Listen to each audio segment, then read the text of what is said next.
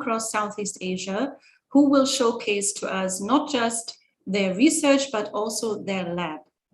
This event today is the second event in a series called Meet My Lab, which Euraxis ASEAN is doing together with the Europe Southeast Asia Joint Funding Scheme called JFS.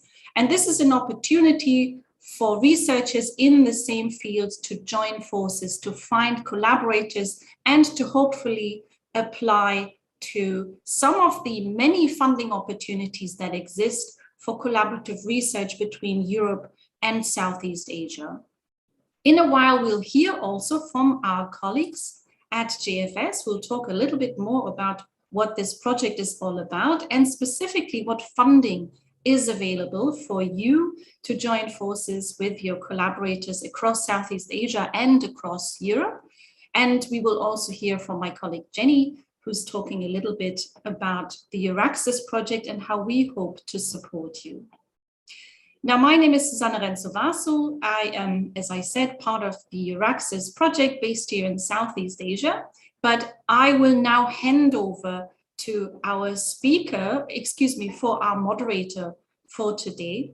And our moderator is science diplomat Glen Banaguas, who is the chair of the Asian Science Diplomats. And it is our great honor that Glen is taking time out of his schedule to lead us through today's discussion. Now, our first speaker, before I hand over the chairing of this session to Glen, is Wu, my colleague Wu, Mr. Tuan Wu. He's from the International Service Facility and also the German Aerospace Agency, where he is a program officer in charge of the Southeast Asia-Europe Joint Funding Scheme. And Wu will talk a little bit more about what the JFS is, but specifically the current call for proposals, the 7th call for joint applications under this scheme. Wu, the floor is yours. Thank you, Susanne. Good morning, everybody from Germany. I'm very happy to meet you all today. And I want to talk about the joint funding scheme, which I am working for. Let me share the screen first. Okay, now you can see my presentation, right? Yes. Yes. All right. Yes, my name is Tuan Wu Bui, and I'm working for the Southeast Asia's Europe Joint Funding Scheme since last year, October. What I want to emphasize now is that the event of Meet My Lab X JFS is not specifically connected to the joint funding scheme. We understand us now as an event to help you all to find researchers from Europe and Southeast Asia to get connected and create new collaborations for the future. So, which I'm talking all about the joint funding scheme for you is just an opportunity where you can apply for or submit your proposal. Yes.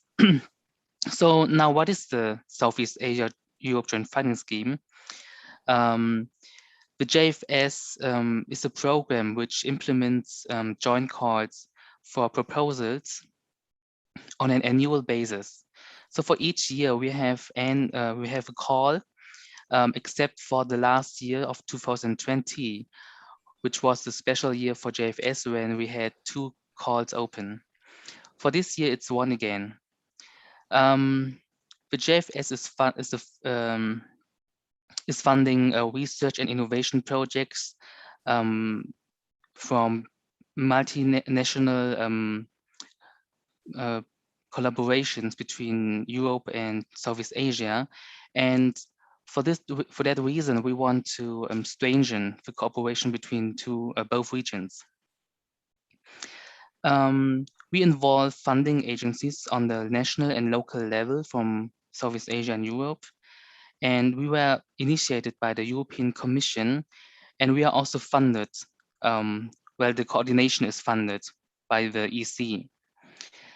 The topics which we are publishing every year are jointly selected by the participating funders. So it is very interesting every year to see what topics are important for the respective countries, because the countries can make proposals on the topics, and together we will find 2 topics for every call. Until now, the JFS got in total 7 calls. The 7th call is open now, and 6 calls are closed.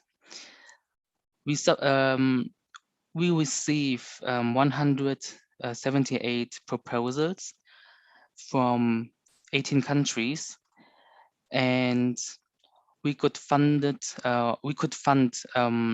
42 proposals in total until now.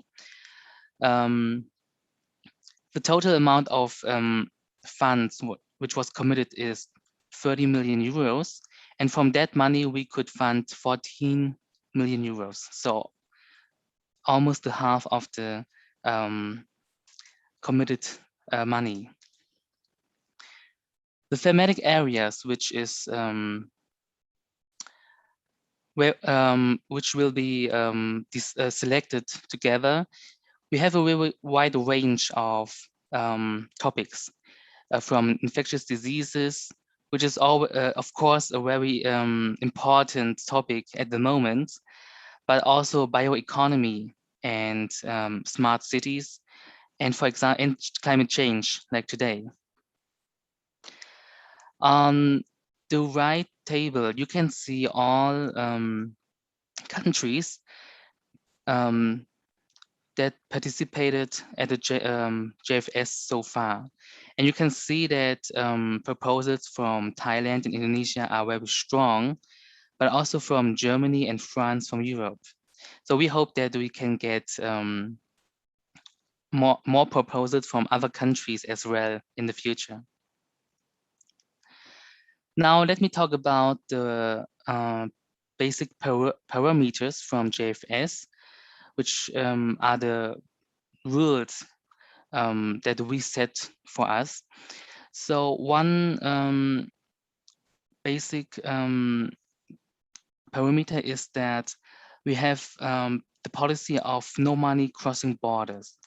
It is a virtual common pot of money, but you need to understand that the funding agency from your country will only fund proposals from your respective country. We have special arrangement for the countries of Cambodia, Laos, and Myanmar, who might have difficulties to fund research proposals. And in this case, it is possible to for the researchers from these 3 countries to get funding from other countries. For example, Turkey funded researchers from Cambodia in the last years. But this is a decision which the funding agency need to make. For example, for the 7th call, Germany, for example, Germany is, in general, Germany is always ready to fund Cambodia, Laos, and Myanmar. But for this year, especially for Myanmar researchers, Germany is not funding research proposals for Myanmar. And the funding agency will have their own national regulations, which you will, or which I recommend you to study very in detail, because you need to conform with the JFS rules, but it is also very important to conform with the national regulations from your country, which you can find on the call website, because if you are not eligible by your country, you also cannot get funding from JFS. Another rule from JFS, which is very important, is the so-called 2+1 rule. As I mentioned, JFS wants to strengthen bioregional and multilateral research cooperations. We want you to form consortium of minimum 3 partners from both regions. So if you are, for example, from the Philippines, you need 2 other partners. It can be 2 from Europe because you are also already from Southeast Asia, or it can be 1 from Southeast Asia and 1 from Europe. But it cannot be a consortium consisting from only countries from Southeast Asia or only from Europe. This would be ineligible. And for the 7th call, we got the rule that 2 from this consortium must be eligible for JFS funding. So example, Malaysia, which is always asked at the moment, because for Malaysia, we have a special status. Malaysia is participating at the current call, but only with 2 universities. It's University Putra, Malaysia, and University Malaysia. So it means that only members from these 2 universities can get funding by the funding agency, because in this case, University Putra Malaysia and University Malaysia are the funding agencies, and they only fund research proposals from their members. But it is possible that for Malaysian researchers from other universities to be the 3rd additional partner, which do not need to be eligible for JFS. But in that case, you need to bring your own funding. So now I want to go in detail about the 7th call. The 7th call was launched on June 15th this year, and we got the thematic area of sustainable food production and climate change, resilience and adaptation, which is today's topic as well. Many of you asked how we can find a partner, or how we can get in touch with partners from Europe, especially if you're from Southeast Asia.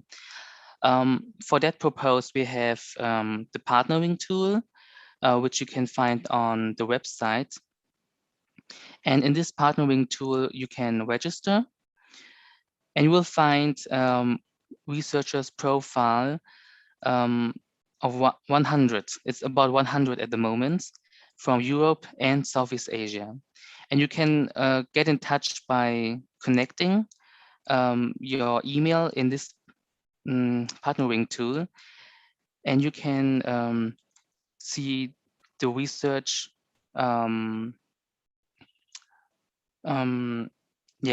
what is the concentrated research focus of this potential partner. And we also have the Meet My Lab, like today, which is called Lab Exploration Tours. And we also want to plan other matchmaking and dissemination events. So here you can see all the countries which are participating at the 7th call. In total, there are 16 countries with 18 funding agencies. So if you want to get more information about JFS, you can visit our website or follow us on Facebook, Twitter. We also have a YouTube account where you can find a tutorial video how to apply. I really recommend you to watch this video to understand the procedure of application. And if you have further questions, you always can contact my colleague Adele or me or also Geza, who's also here now. And we're always happy if you have questions and are interested in the JFS. Thank you. Thanks so much, Wu. And as you've already said, we are joined, of course, by Wu's colleague Geza, who's sitting in the background, and she is, of course, also available to answer questions. Maybe Geza, if you quickly want to say hello to our participants today. Yes, thank you, Susanna. Hello, everybody. I'm a colleague of Wu, Jenny, and Susanna. And yes, I'm glad to participate in this event. Maybe you know there was an event yesterday already, which was really successful. And yes, I'm very, very excited about the event today and hope we have good discussions. Thank you.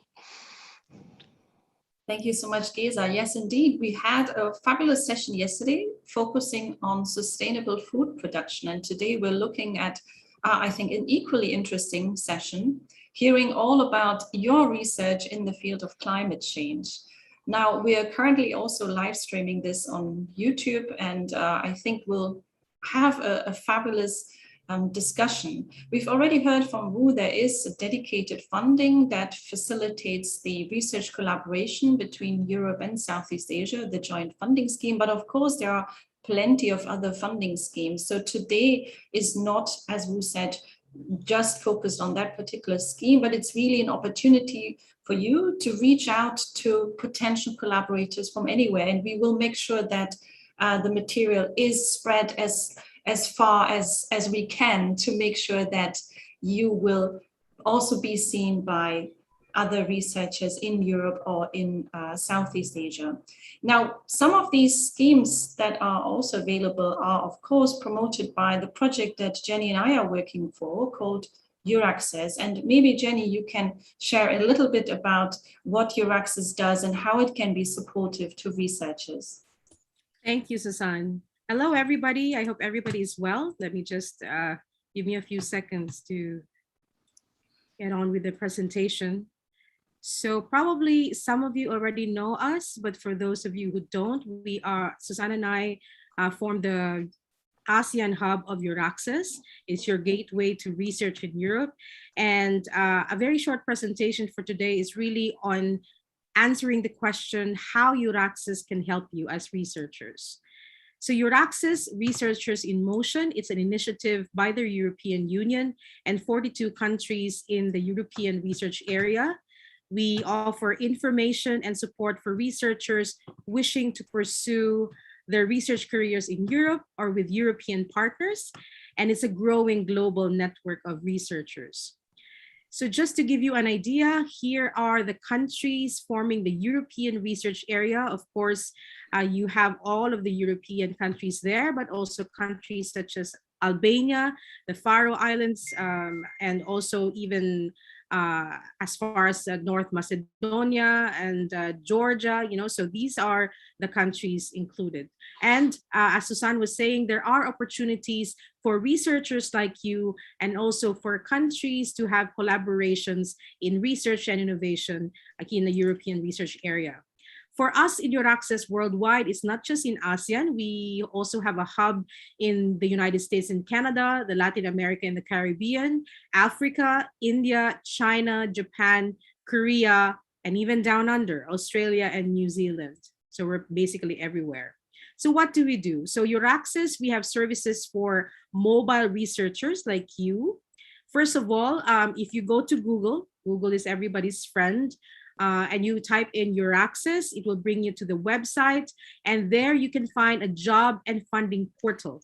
We post a daily listing of thousands of research jobs, fellowships, and funding offers in Europe, including, of course, the JFS, but so many more. And this is the reason why today's gathering is very important, because you are really opening up your laboratories, and thank you so much for that, but also sharing your excellent research. And we're hoping that through this, we can get partnerships from Europe or from any other place in the world, and you can really build that a very strong consortium to expand your research and expand the excellent science that you're that you are doing.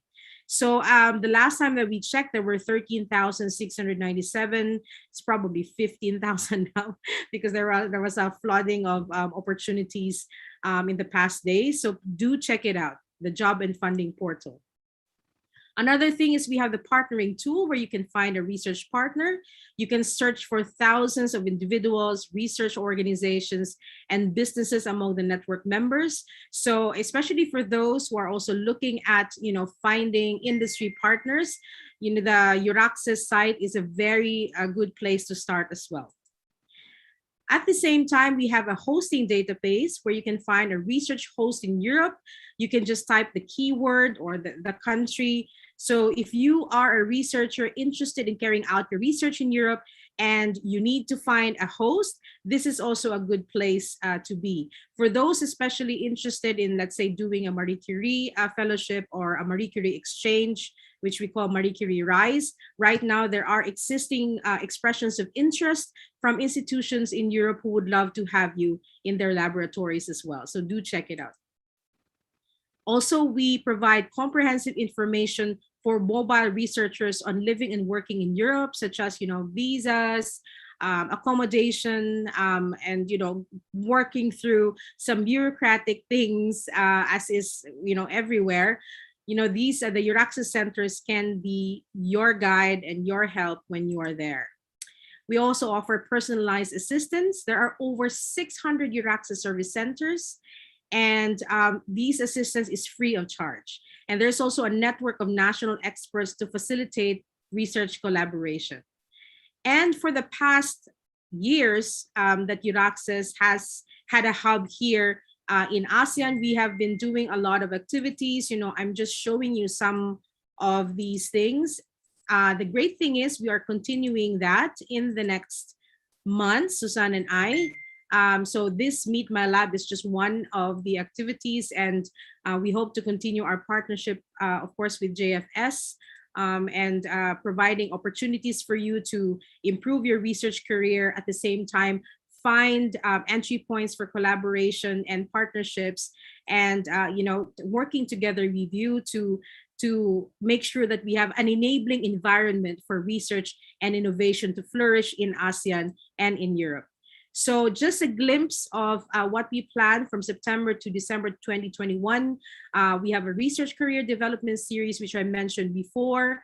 At the same time, we will do practical and info sessions on the ERC, the European Research Council grants, and the MSCA as well, and some other PhD funding opportunities in Europe.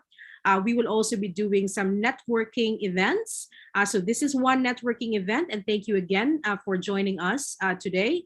But I'm glad that your moderator, science diplomat Glen is here, because we are partnering with the Asian Science Diplomats and his institution for the 3rd Climate Smart and Disaster Resilient ASEAN International Conference. So I've seen the program. It's promising to be a really exciting program, very substantive. And the good news as well is that the EU ambassador to ASEAN, Honorable Igor Driesmans, will also be present, and so with many other experts. So that's exciting. Please check it out, especially for those of you who are here presenting and those who are participating, because this is really connected to your research.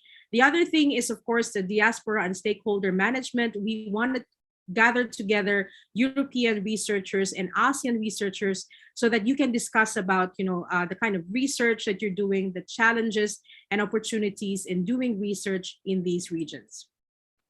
So just a little note on the Euraxis information centers. For example, in France, which is there's a problem, there's a challenge all the time in France when especially if you're in Paris, to find accommodation. There's a housing guide for international researchers, which is a guide to better understand the rental rules in France. So this is the case, with the Euraxis national centers in Europe. They also provide guides for you to make sure that you have, a nice time, and you can really maximize your time in Europe as well. And this is us. So you've already met Susanna. So Susanna is based in Singapore. That's her email, and that's her lovely smile there as well. And I'm right now based in the Philippines, but I'll be moving to Vietnam soon, so long as COVID is away or at least manageable. So I will be seeing those of you who are from Vietnam, and I will also be traveling to Thailand from time to time. So that's my email, and that's our collective mail as well. So thank you so much. And really, I hope that you keep in touch with us, because there's a lot of things that we can do together. And if there is anything in particular that you'd like us to help you with as researchers and as scientists and innovators, do let us know. So have a good afternoon and have an exciting presentation. Thank you so much, Jenny. So as you've heard, there's lots of opportunities, but of course now is the time for us to really start looking at our researchers today. And this part, as I've said, is going to be moderated. It is going to be moderated by Glen, and I'm just hoping to do him justice by introducing him very briefly. Glen is a multi-awarded scientist and science diplomat, and he is in fact one of the leading experts on environment, climate change, and disaster risk in Asia. What he does is to analyze conundrums that are brought by climate change and extreme events by using scientific models, data and spatial statistics, and he applies participatory mechanisms. He provides resilient and sustainable programs, and he in fact is so busy that we're very happy that he could find the time to host today's session. As I said, Glen has received so many awards that the session would be over by the time I finish reading them out. Just to give you maybe just a little snapshot, he is the honoree of the Outstanding Filipino Award for Environment Conservation and Science Diplomacy. He is the recipient of the National Academy of Science and Technology Outstanding Young Scientist for Environmental Management. He is a grantee of the UK's Royal Society, the World Academy of Sciences and Environmental Defense Fund for Climate Engineering. He also received Asia's Sustainability Leader Award and Men and Women of Science Outstanding Agrofishery Gold Award.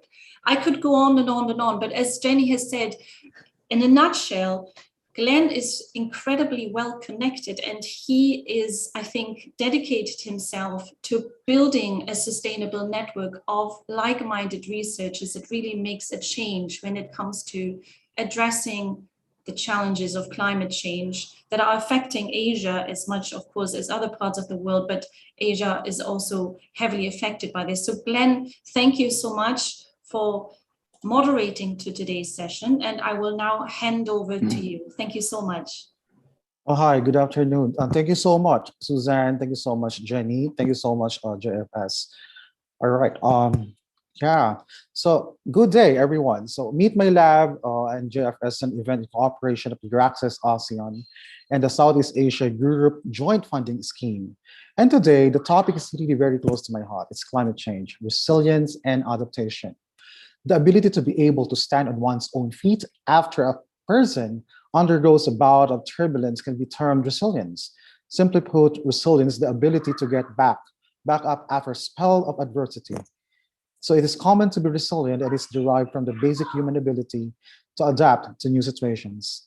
We're blessed to have 7 outstanding scientists from Southeast Asia, and they will help us to understand what they have done in order to be resilient and come up with sustainable adaptation solutions. Our speaker number 1 from Mero Foundation, Indonesian Marine Education and Research Organization, Indonesia. Ladies and gentlemen, our very first speaker, Dr. Resi Christiana. Resi, the virtual floor is yours. Yes, thank you very much, Glen. Good afternoon, ladies and gentlemen from Indonesia. So I will share screen my presentation.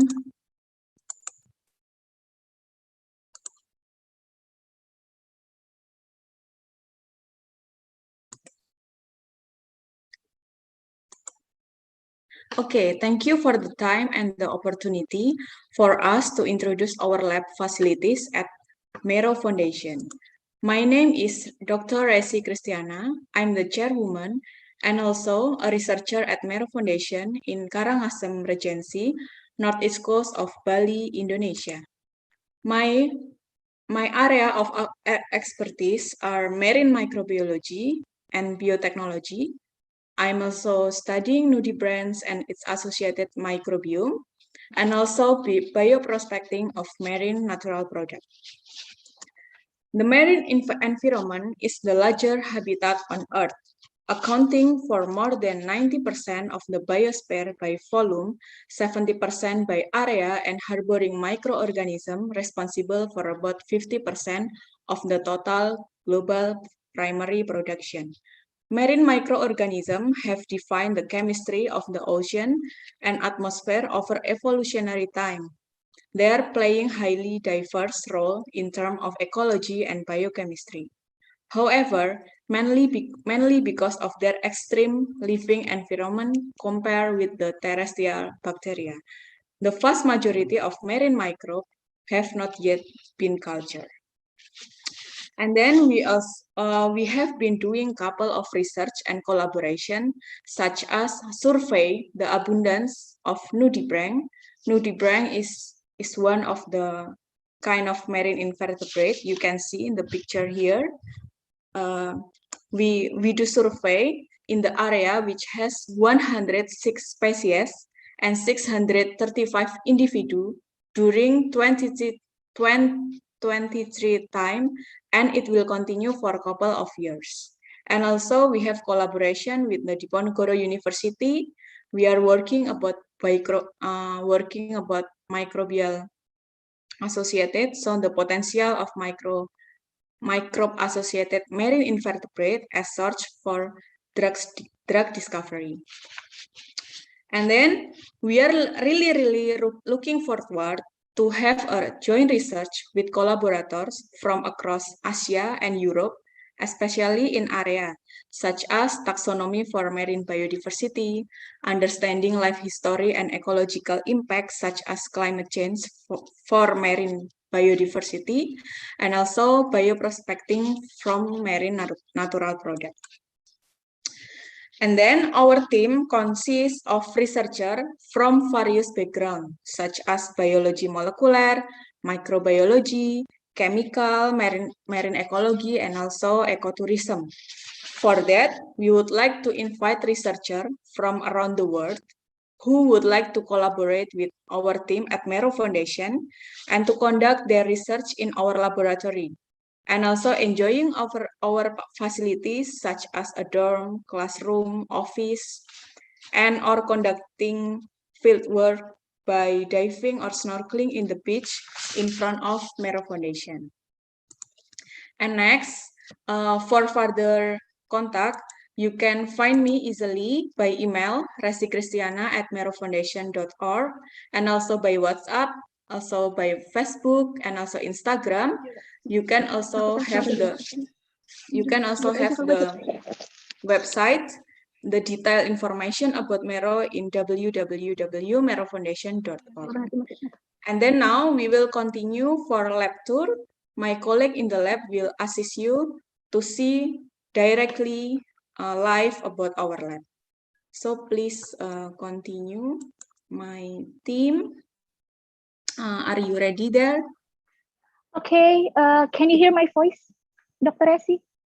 Yes, I can hear your voice clearly. Okay, okay, thank you, Dr. Resi. Come inside, and this is our camera room. So this room were designed for sample and handling visualized morphological samples. In here, we have autoclave to sterilize lab equipment. And in here, we have binocular. This one is stereo microscope, and also we have magnetic stirrer with hot plate. So, and for your information, our laboratory is really close to the sea. Okay, and then we will move to the next room. Okay, This area is a more open area to prepare the lab activities. And in this side, we have chemical area to extract the bioactive compound. In here, we have multipurpose centrifuge. Here we have UV lamp. This is our separatory funnel. This is rotary evaporator. This is our fume hood. And this is freezer minus 20 degrees. And here we have deep freezer with minus 80 centigrade Celsius. And we will move to the microbiology area. This area were used to culture and analyze microorganisms such as bacteria and actinomyces. In here, we have fridge to store bacteria isolate. And in here, for DNA extraction, so we have spinner, heating block, and vortex. In here, for workspace of DNA extraction, this is our media fridge. This is our incubator and dairy shaker over there. And this is our laminar airflow. And she's our intern. And in here, we have biological safety cabinet class 2. So we can work with human pathogen, such as multi-drug resistance. And we will move to the next room. This is our molecular or PCR room. So, okay, let's come inside. In this room, we have thermocycler for PCR. This is our qubit TM for fluorometer. This is gel electrophoresis, and this is gel visualization. Lastly, we will see our scanning electron microscope. Okay, so welcome to our scanning electron microscope room. This is some samples from our results. So this is the scanning electron microscope result. And anyway, she's our laborant here. Okay, this is our low vacuum scanning electron microscope. And Hello, this one, Resi, you have 2 minutes, all right, to wrap up the presentation. Thank you very much. okay. Yes, thank you. And this is, we also have smart coater, so we can process non-conductive samples such as biological samples. So that's all our facility in laboratory. And we have other facilities such as dormitory and office and classroom. We also really forward to host researchers from around the world. Thank you and see you. Thank you very much, my colleague Dila. So our main focus in our laboratory, we are very working about marine organism that's really diverse in front of Mero Foundation in the sea, because for drug discovery, we need a short place to handling the sample, so the potential will not disappear. So that's all for our beginning and introduce for our lab. Thank you very much for the time. I give the time to you, Glen Benaguas. Thank you very much. Thank you so much, Resi, for that fantastic presentation. All right, so we hope you're going to give us a tour once we visit you in Indonesia. All right, our second speaker for today is from Brawijaya University, Indonesia. Ladies and gentlemen, our second speaker for today, Dr. Ade Yamindago. Ade, the virtual floor is yours. Okay, thank you, Glenn. Hi, everyone. I'm Ade Yamindago, the head of Laboratory of Fisheries and Marine Resources Exploration. Our lab is located in the southern part of Java Island, which is close to Indian Ocean. So I'm going to start my presentation.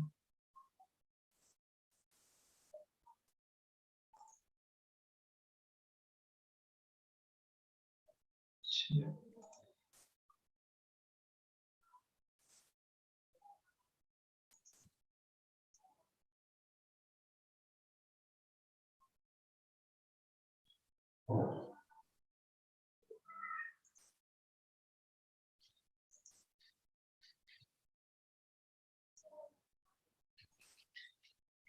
Okay, our lab is located in the southern part of Java Island, which is close to Indian Ocean.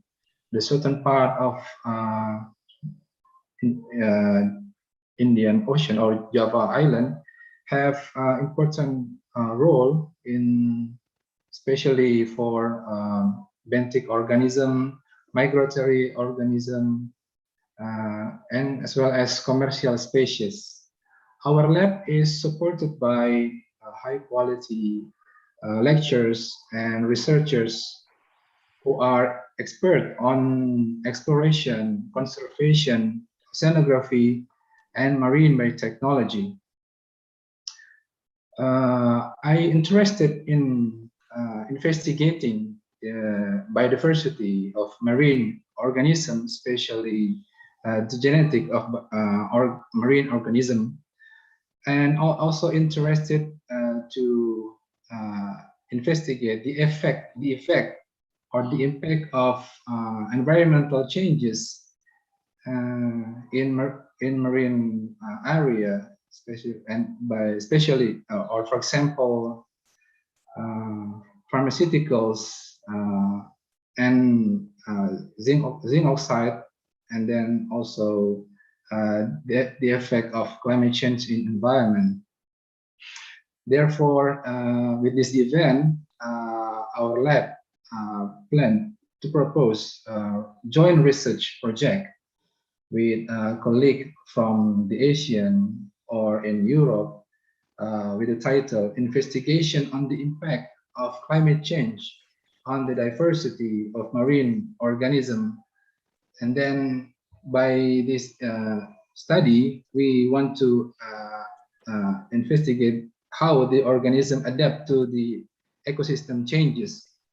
In this study, first will be conducted by analysis of species diversity, community composition of fish, mollusks, crustaceans, and planktons. And the second, we will do sampling physical and chemical, as well as seawater qualities. Our lab is used to observe physical and chemical characteristics of the ocean, as well as life below waters. And then to provide strong information, we also propose an analysis related to next generation sequencing to analyze the seawater samples by using environmental DNA metabarcoding with 16S RNA gene. And also, we propose the molecular analysis of gut contents and by using the 16S RNA genes information, and therefore we can identify how the organism can adapt to environmental changes, how they can mitigate these environmental changes. To do the collaboration, we will invite other researchers from Asian countries or from Europe countries to do join to finding the financial research support. And because our lab mainly will focus on the molecular analysis, environmental, physical, and chemical characteristic investigation, we ask the partners to do collaboration in molecular analysis, because even though I expert on genetic biodiversity, environmental dynamics, but at the moment I'm doing with collaborators, and because we are located in the Indian Ocean, and then we will also find collaborators who are present in from different countries, so we can do joint field sampling, and then after doing research, certainly we will do joint publication of scientific articles. And then You can contact me through email address adedago@ubacid, also from telephone number, and then social media such as Facebook, Instagram, ResearchGate, LinkedIn, WhatsApp, KakaoTalk, and Line. Then I will introduce you our lab. Okay, I will start.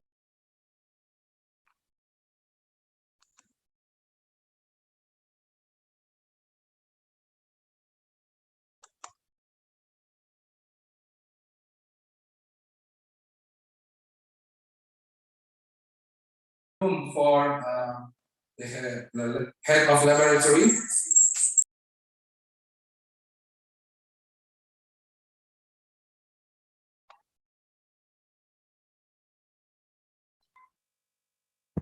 Ade, we cannot hear your voice. Ade, can you hear us? We can't hear you.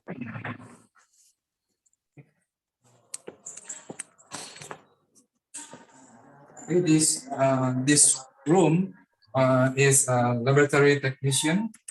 We also keep our diving gears here, and this cabinet for books and other materials. And here there are many diving gears. And then there's a cabinet. Next, we will go to main room of laboratory. This is the main room of our laboratory.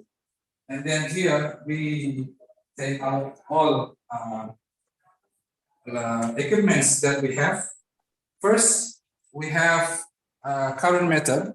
The current method is used to count the speed of current. And this one is AQ. This tools is used to measure the water quality at the certain level, because here there is a long cable here, and then this is the sensors for AQ, so we can measure the as pH, dissolved oxygen, temperature, and other physical and chemical parameters. And this one is the bracket or for protecting the sensors. And here we also have dissolved oxygen meter, portable dissolved oxygen meter, especially when we go sampling. We also have pocket refractometer, pH temperature tester, pH testers, and this one is for TDS tester. And this one GPS underwater camera. Also, we have complete diving gears here. Hi, Ade. You have 1 minute. Thank you. Okay. And this one for filling the tank. And then here we have transit quadrant for species abundance, especially for coral. Here we have Sechidis, and this one is for planktonet. Also, we have ecosonder, and in addition, we also have sediment shift shaker and rotary evaporator. That's all my presentation. Thank you very much. Question, comments are welcome. Okay, thank you so much. Thank you so much, Ade. All right. Oh, our third speaker for today is from the Universitas Negeri Makassar, Indonesia. Ladies and gentlemen, let us all welcome Miss Zulfikar. Zulfikar, the floor is yours.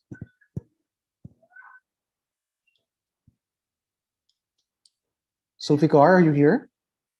You're muted. Okay, thank you very much, Glen, for the opportunity. Okay, good morning.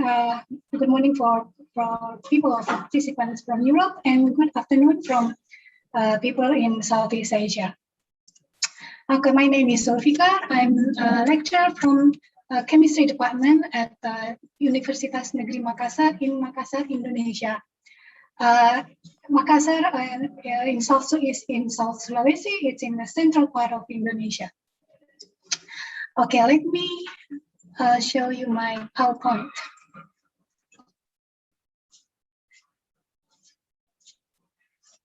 Okay. My expertise is in water quality, nutrient cycling, environmental microbiology, environmental analytical chemistry. I have experience in doing sampling in stream water, lake, and water, air quality. And I'm looking, my planned joint project is the impact of climate change on the spread of antibiotic. I think you're not sharing your screen yet. Oh, sorry. Yes. Thank you. Oh, okay. Yeah. Okay.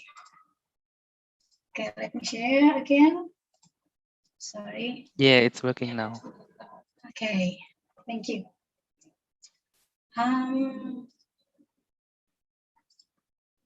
Okay. So I repeat again, my expertise is in water quality, environmental microbiology, and environmental analytical chemistry. I have experience in doing research in nutrient cycling in stream water, in lake water, and doing microbiology analysis in air particulate. My planned joint project is the impact of climate change on the spread of antibiotic resistance in airborne particulates in cities with heterogeneous pollution. I did some snapshot research study in Makassar, and I found that the pollution in within Makassar is different. The heavy metal pollution is different in different part of the city, and I also found that in different part of the city also has a different resistance in antibiotic. So I'd like to see if this pattern work in other cities with similar heterogeneous pollution and in other cities with cleaner air. And then I would like to see if the pattern will be the same in seasonally or not.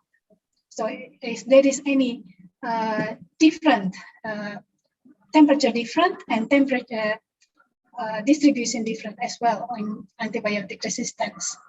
So I'm looking for partners in developing protocols, planning and advice, and who have expertise in sequencing analysis, LC-MS, because we have the equipment here, and for joint publication.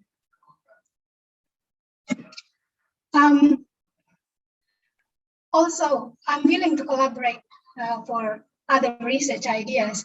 If you can see here that Makassar is in the central, really in the middle of Indonesia, and it's Wallacea line here for those who maybe in biology and geography may be well known for the Wallacea line. So the biodiversity in Sulawesi, or particularly South Sulawesi, is quite unique. So it's a good opportunity to study, and it's an under researched compared to other like in Java.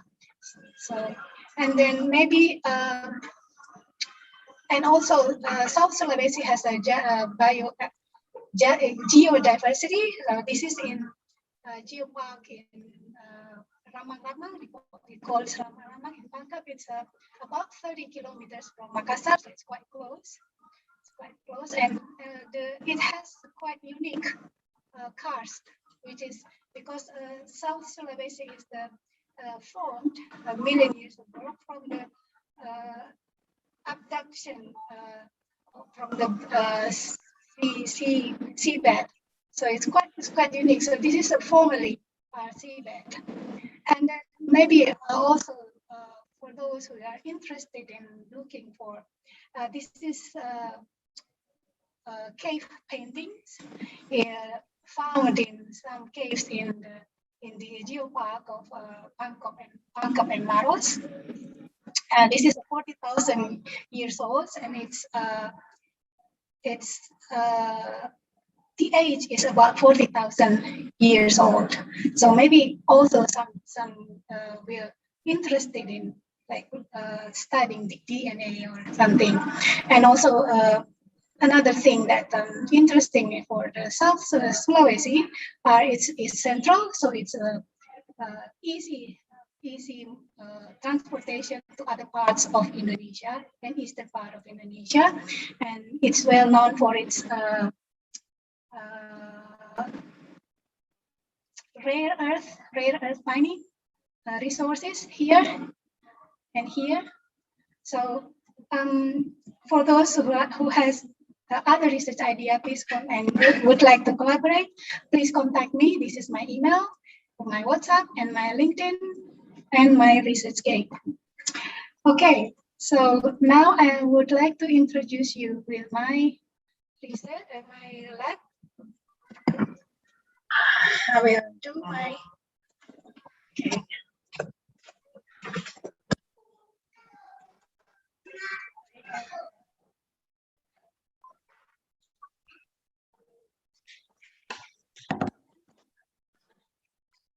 Change my background first.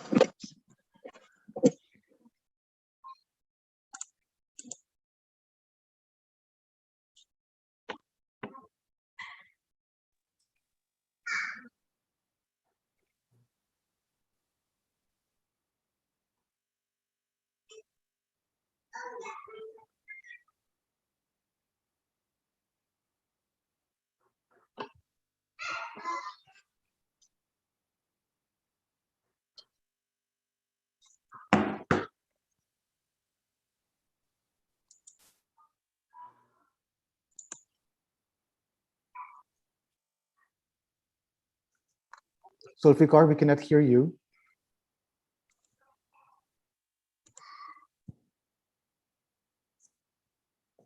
Oh, okay, sorry. This is my chemistry laboratory, analytical, where we use this area for preparation of samples, and then keep working. Thank you to our instruments.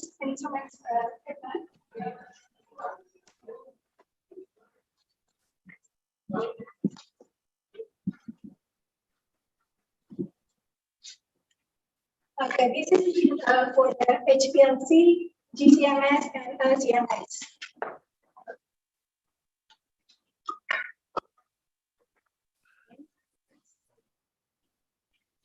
So we have this. Zulfikar, you have a minute. Thank you. Pardon? You have a minute, Zulfikar. Thank you. This is our GCMS and our LCMS, and then HPLC and our mercury analyzer. Okay, and the next round.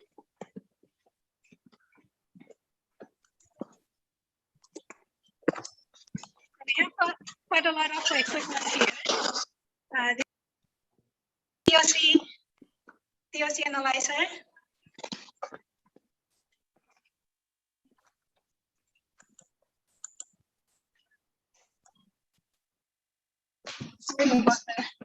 Our LTMSMS.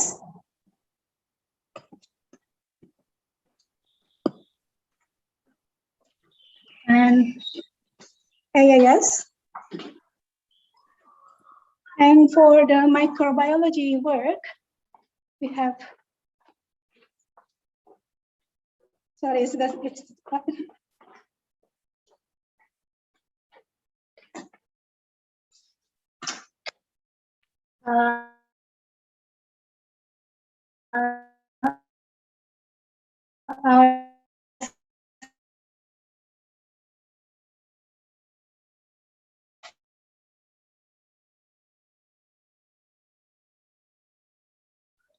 Zulfikar? Sulfikar, still there? Hello? Hello? Hello, Sulfikar?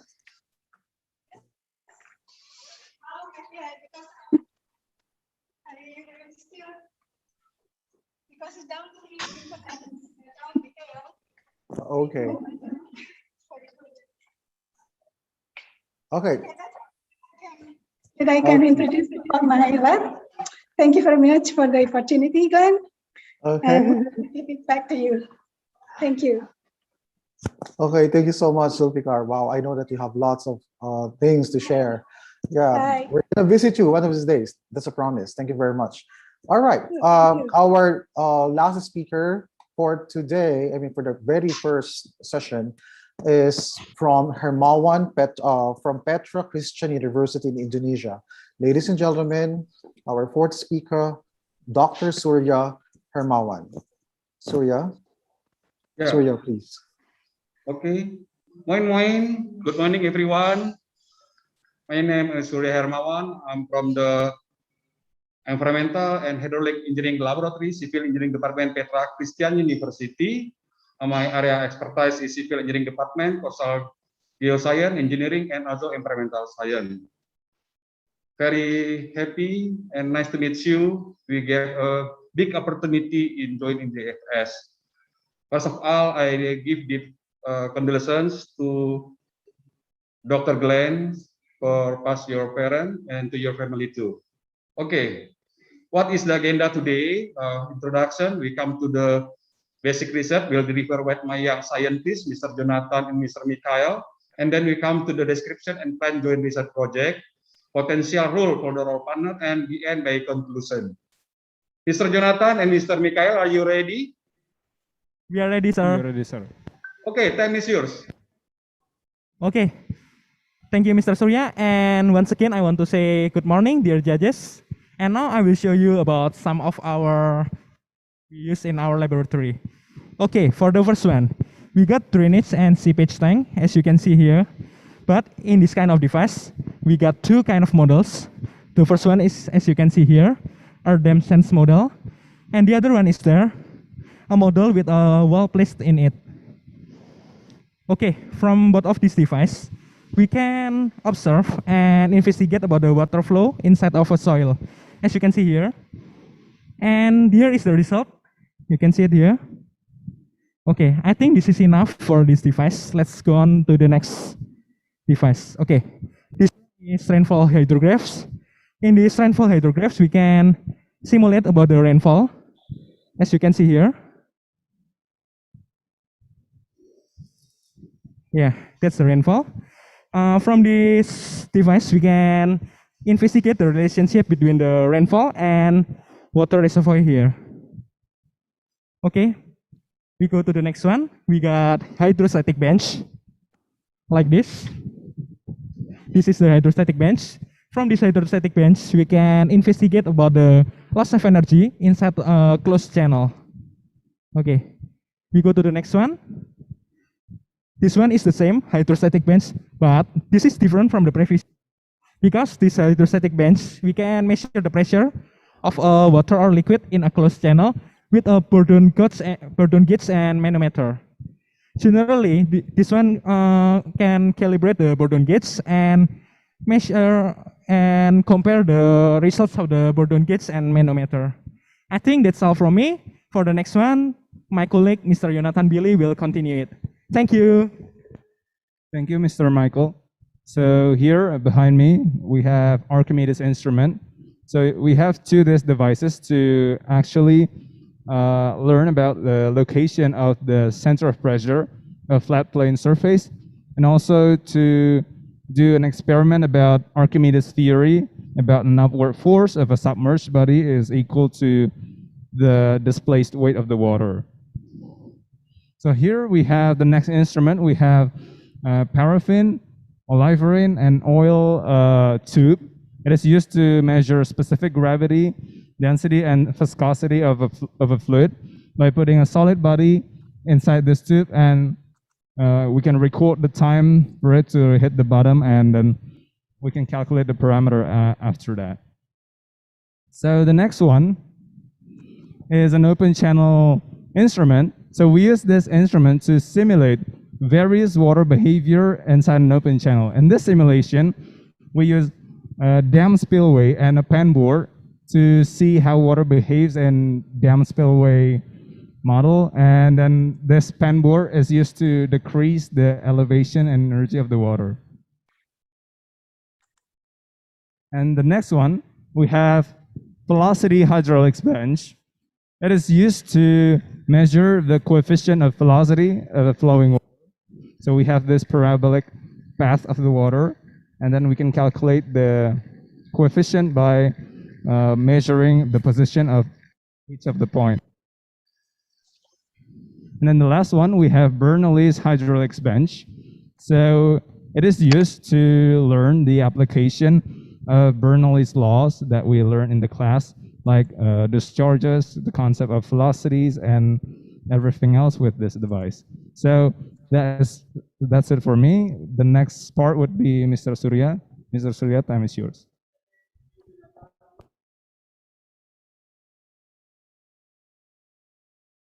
Yeah, some instrument. There's one is a total station combined with the geodetic station, and also drone or unmanned aerial vehicle. You use the 3 device to get the topography. Combine the bathymetry. We use the Garmin and also the sonar to get the bathymetry, and then the weather station. The weather station here we can see you get the information about the wind speed direction, humidity, temperature, and also about the UV from the sun. Yeah, we combine all of the thing, put inside into our unhang. We join with the solar panel. It means when we did the measurement to get the primary data, we have independent energy. Now we come to our special research proposal that we can see here that about our research area. There are 4 places there dealing with the European and excellent research. We did not like discovery about new thing and maybe fruitful research, but we try to give the evidence that some approach are invalid. For example, the location in number 1 is the South Java Sea, the myth from the centuries that people play on the beach and come to see by the queen of the sea. But by hydrodynamic numerical modeling, we can see the rip current at South Java Sea also occur at the location. Now we come to the second, our location is the Poso Regency at the center of Java, would suffer by climate change. People at this location suffering, but they try to cover. Next presentation, please. Yeah, this try to make to cover the seaweed, but the produce cannot fulfill their mainly activity. And we use decision support system to choose the good location, pursue with cultivation. And the third location is the West Borneo. You have 6 points for marine debris and marine nature reserve area. In this location, we can see here number of debris from the local people. At our first location, we can get the information from the local people. They found the debris source is not from our country, from the neighbor country. And the last location, that's our favorite resort location, is located and very close to our, more 100 kilometers, but also remote area, is a Sidoarjo Regency East Java, is a totally matched based our topic, climate change and resilience. You see here in 2017, flood tide in Sidoarjo occur. We do the accommodation to accommodate this flood tide. They give the capacity building for the people. As a look like example here, normally people who live as a marine at the marine, or we can say people who live very close to the sea, they can see the water level by the man movement. But we try to give the accommodate them by small handphone as real time, and after we check, it's meet the agreement. And so many times we try, it's okay. So And yeah, then you we have comes to the. So yeah, sorry, you have a minute. Thank you very much. Okay, thank you. Yeah, now we comes to the next presentation slide is about the potential for the future research. We need to improve our drone technology, and also need to give the seaweed production, and also then we need to someone know but capacity building. Then we need to anyone else to next presentation please. Brackish water treatment, because we did for the people so many 110 experiment. You do physical thing to make the brackish water become clean water and drinking water. And next please, we also need from someone from the UP and maybe can cooperate with us with marine debris in our location. Now we come to the conclusions. Yeah, we are happy because to get the opportunity in this change. Yeah, we hope me in my team here right now. Yeah, try to challenge by Euro access, joint funding system. We are ready. Thank you, Dr. Glen. Time is yours. Oh, thank you so much, Surya. Wow. Breathe. All right, breathe. Okay, thank you so much for your presentation. Wow. All right. Thank you very much. For our audience, you have 15 minutes, so please write your questions in the chat box. Okay. The very first question, right? Like what I said, is really very close to my heart. And whenever we talk about climate change, we always consider the different climate risks. All right. The first two presentations, it's really the focus was more on the impacts of climate change in marine organisms. So I just want to know, why did you choose that particular topic? All right, what are the impacts of climate change in that particular area? What are the climate risks that you want to consider and want to address? So you asked to me, Glenn? Yeah. Yes. Oh, yeah. The first two speakers. Yes. Please. Yes. Thanks. Yeah. Thank you. We choose the impact of climate change to the marine biodiversity because the organism in the sea, it's very affected by climate change. For example, the habitat, the ecological, when they are producing the chemical compound in the ecology, that's the chemical compound, it's very affected from the environmental condition. So the condition will be changing, and the chemical compound will produce also change based on the climate change.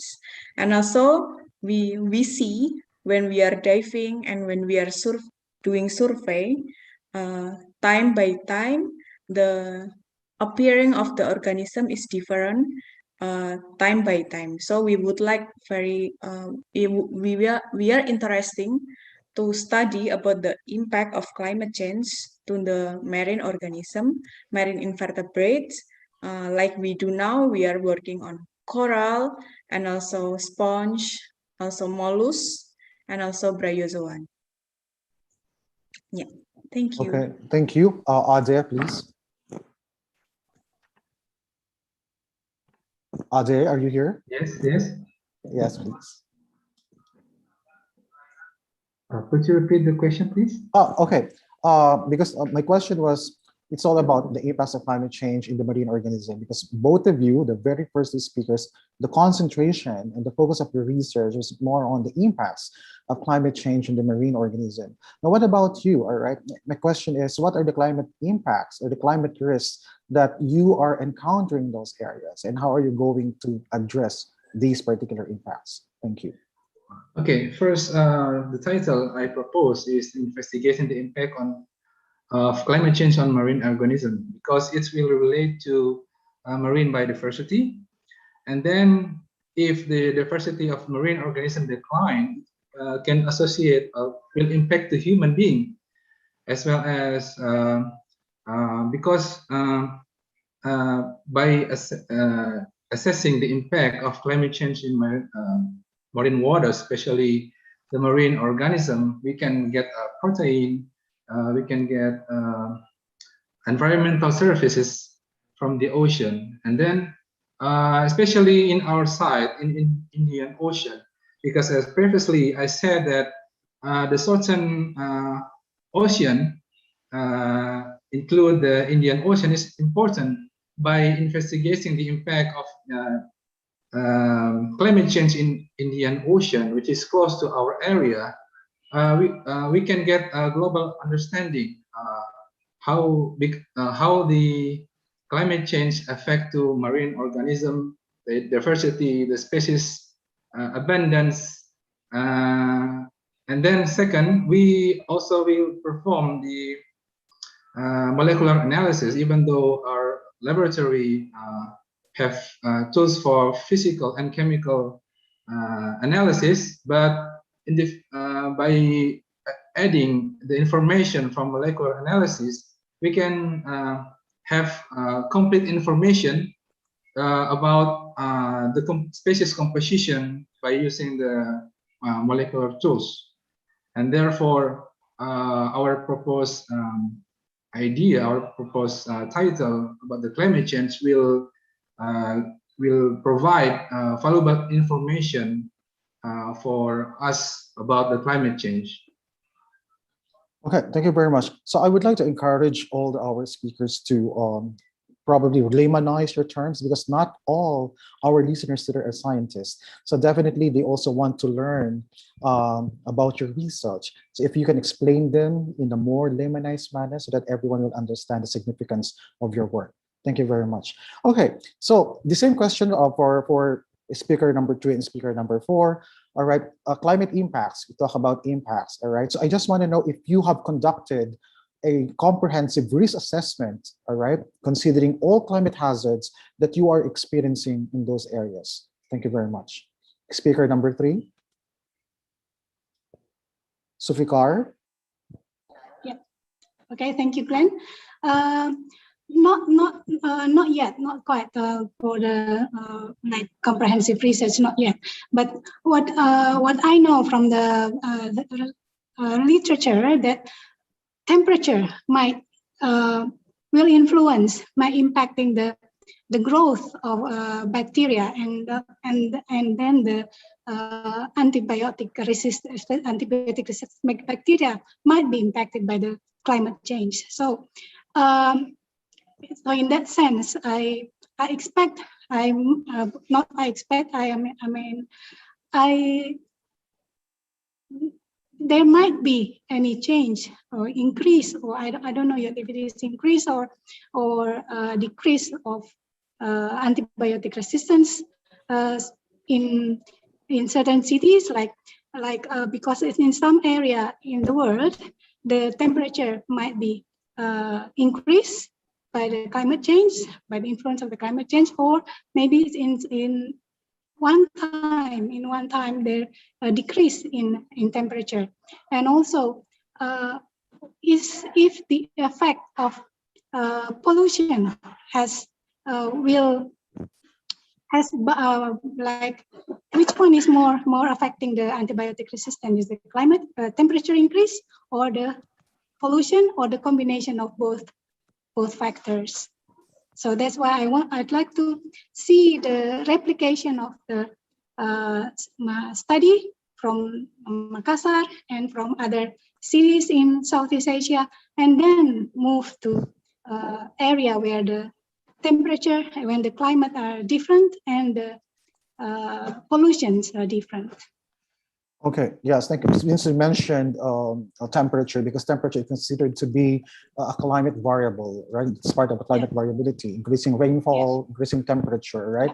And based on what you're going to investigate is you just want to check if the increasing amount of temperature is going to impact the antibiotic resistance, all right? To humans or to animals, all right? Okay, so that is basically what you are going to do. Okay, what about for our speaker number 4? Speaker number 4, Surya. Okay, you showed a lot of research work that you want to do in Indonesia.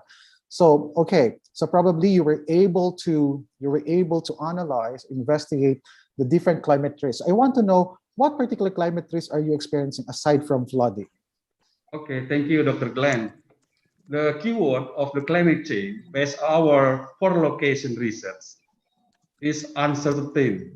Now, most our local people very close to the beach cannot predict about the future, maybe for fish farming, for catfish, or anything else.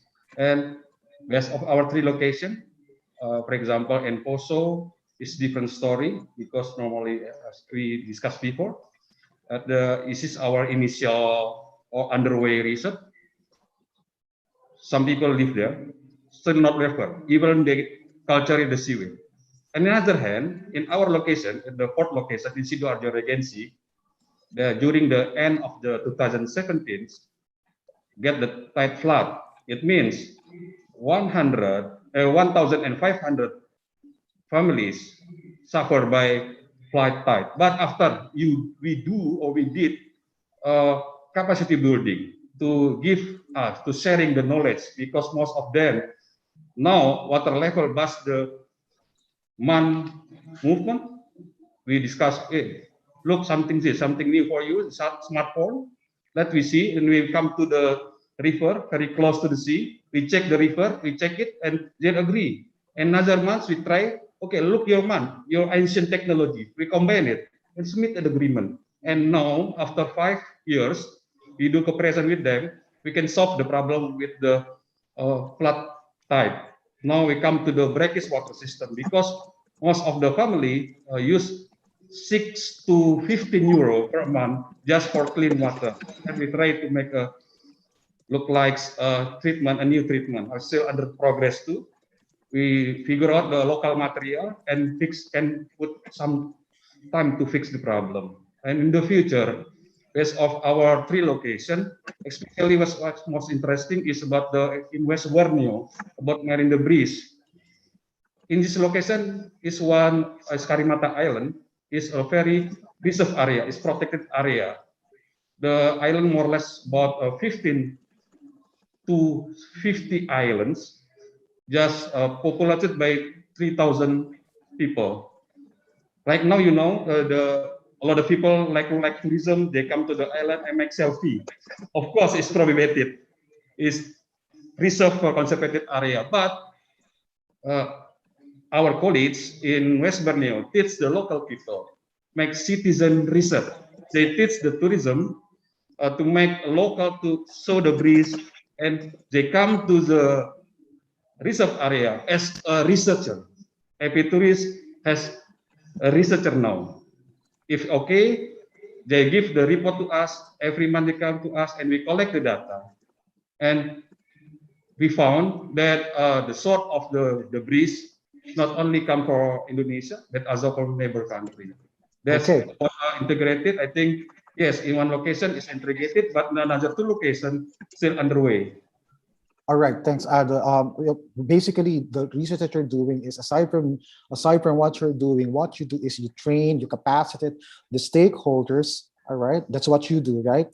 And because of this shared action, you were able to come up, you were able to capacitate them, and you were able to train them that they know what they're going to do during disasters, and they know what they're going to do about these particular impacts of climate change. Okay, thank you very much. Okay, let's go back. Since we have been talking about impacts, you started that that you did some capacity building in those areas in Indonesia. For the first two speakers, again, I'm really going to go back because your concentration is really more in the laboratory. What about the role, all right? What about the social impacts of your work? Because it's very much important that we have to consider the role of the society, the role of, because these are marine, so probably you're also considering the people who are living in the coastal areas. What is the role of the stakeholders in order to support your study? Hello? Okay. Hello? Can you hear me? Hello? We can hear you, yes. Oh, yes. Yes. Can you hear me? Yes, we hear you clearly. All right. Yes. Ade, please. Oh, okay. So you asked me. Okay, sorry. Yeah. we will conduct research in the area which is close to the Indian Ocean, and the area mostly is actually is not consists of many people, so it's not populated instead of in the city, because that location is far from the city. And then if we conduct this research, community people, citizens in that location, we will support, because they usually go to the sea and then fishing, such as tuna and then other fishes. By providing information about the diversity of marine organisms, for example, plankton or small fishes, it can relate to their economy, because if something happened in the ocean, they difficult to get fish. They should go farther from the beach, so from their place. Therefore, when we do this research, they will happy to help us to conduct this research. And then in that location, we also almost every year doing research in the area. And then in Indonesia, there is a local or community based organization. It's called Pakmaswas in Indonesia term. Society also will provide protection for the ocean in combination with our action by providing research data. We can protect the ocean together, and then we can formulate what will pathways to mitigate the impact of climate in the ocean. Okay, thank you. Resi, please. Yes. Thank you for the question. Mero Foundation is located really in the remote area. So we are very close, living together with the fisheries and the local community. And we know exactly that in the Balinese culture, they can like throw away plastic everywhere, and that is okay if that is in the area of their house. So when the rain comes, the plastic directly goes to the sea. And now Mero is education and research. So we are not only doing research, we are also doing education to young generation. So we are doing like teaching to the kids and also to the wife of the fisherman and also the fishermen. So we have some documentation in the website you can see. And then in that time, we can give them like overview, because they don't know exactly what is in the sea, what you can find in the sea. What they know is only fish, so they don't know like coral or even nudibranch, because in the Tulamben area is spot of the highest diversity of nudibranch. They don't know about that. So if we can let them know about how rich our biodiversity in the Tulamben area in the sea, so they will know that they cannot throw away the plastic, because if the plastic affected that and the area will be like destroyed, the fish will be gone, so they cannot fishing fish anymore. And also not only that, not only plastic, they also doing like fishing gear. So we often find when we are diving like fishing net in the covering in the coral reef area. So that is very impacted about that. So very related. So yeah, that's social impact, what we can do in the small area in the Tulamben. Thank you. All right. All right. Thank you so much, because we don't have much time, because we still have another session after this. So thank you so much for all your wonderful thoughts. Thank you very much for what you are going to do. All right. So I really wish you well in your research, and hope we can also collaborate, and we can do some collaboration and strengthen our partnership with the European researchers. All right. Thank you very much. Okay. So have a nice day. Thank you so much. So yes. I think we're not going to have break time, right? There will be no break time. Is that correct, Juan? Yes, let's just continue.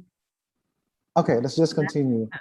Yeah. Okay, thank you so much for our 4 speakers. All your presentations were fantastic, and looking forward to working with you and to do collaborative research with you. Thank you so much. And to all our listeners, please stand by. We're going to continue our discussion. We're going to continue the presentations today. All right, so I'm going to invite our 5th speaker.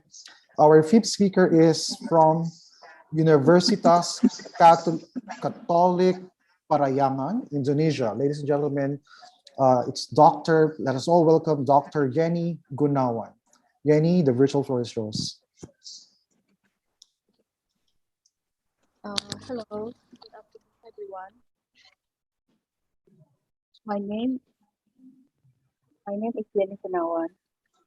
First of all, I want to thank you, committee, for organizing this event. And thank you, everyone, for joining the event.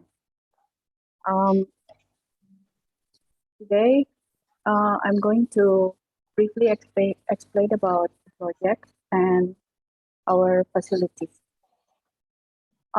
First of all, the project is at the Center for Adaptation and Resilience Environmental Land Studies at Parahyangan Catholic University, Bandung.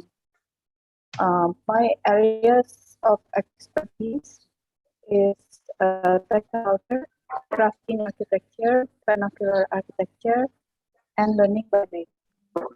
In this project, I have a colleague. His name is Dr. Palawijaya, and his expertise is urban design and environmental behavior and architectural sociology. The proposed research project is to make an emergency disaster shelter.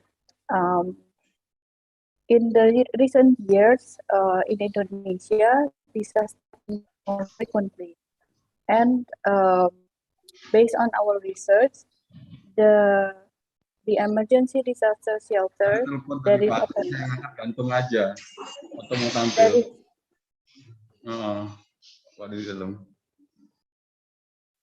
That is available in Indonesia is not efficient enough to be transportable, or is not and it's not efficient enough to be constructed in a limited time. I mean, the time that is needed to construct the shelter is too long. So we are developing an emergency shelter that is more efficient, and it is also need to be adaptive to the tenant needs. It can be expanded, and it has to be adaptive to many various kinds of disaster situation and disaster context in Indonesia. For example, if there are flood disaster, then the shelter needs to be adapted to that kind of situation. The shelter is also need to be responsive to the weather condition. That is quite the range is quite big, although it's in the tropical areas, but the weather conditions is quite varied. So our shelter has to be can be folded or and knocked down, so it can be transported in a small package.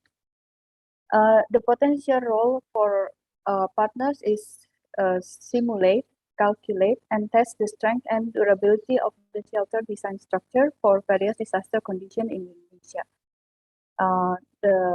Another potential role for the partners is research and develop material technology for emergency disaster shelter.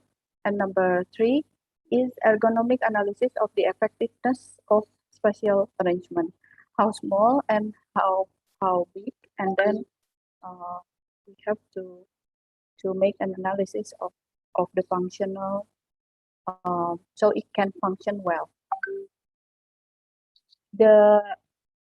Our lab is and is under several faculties. So for this research project, I'm going to explain the lab that is connected to the research project. So number one is this one is for making models. So this is an architecture workshop. This lab has a laser cutting machine that can cut acrylic and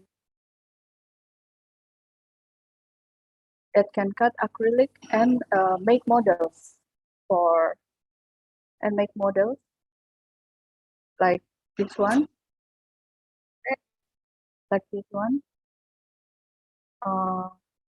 small in small scale. So we can think about the joinery of the shelter, how it can be folded and how it can be expanded, and how it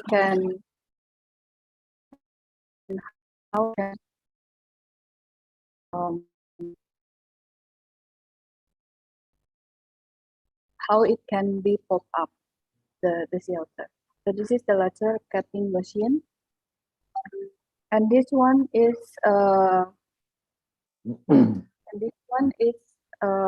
another lab. This is a manufacturing lab which has many kinds of woodworking and steel work machinery. So the one is the jigsaw, and this small one is a CNC milling machine. And then there is this is grinder, and there is a benzo. This is benzo, and this is drilling machine, and etc. And this is how the CNC machine works. Yes, Jenny, you have a minute. Thank you. Okay. Like this. This one can also apply a stainless steel material.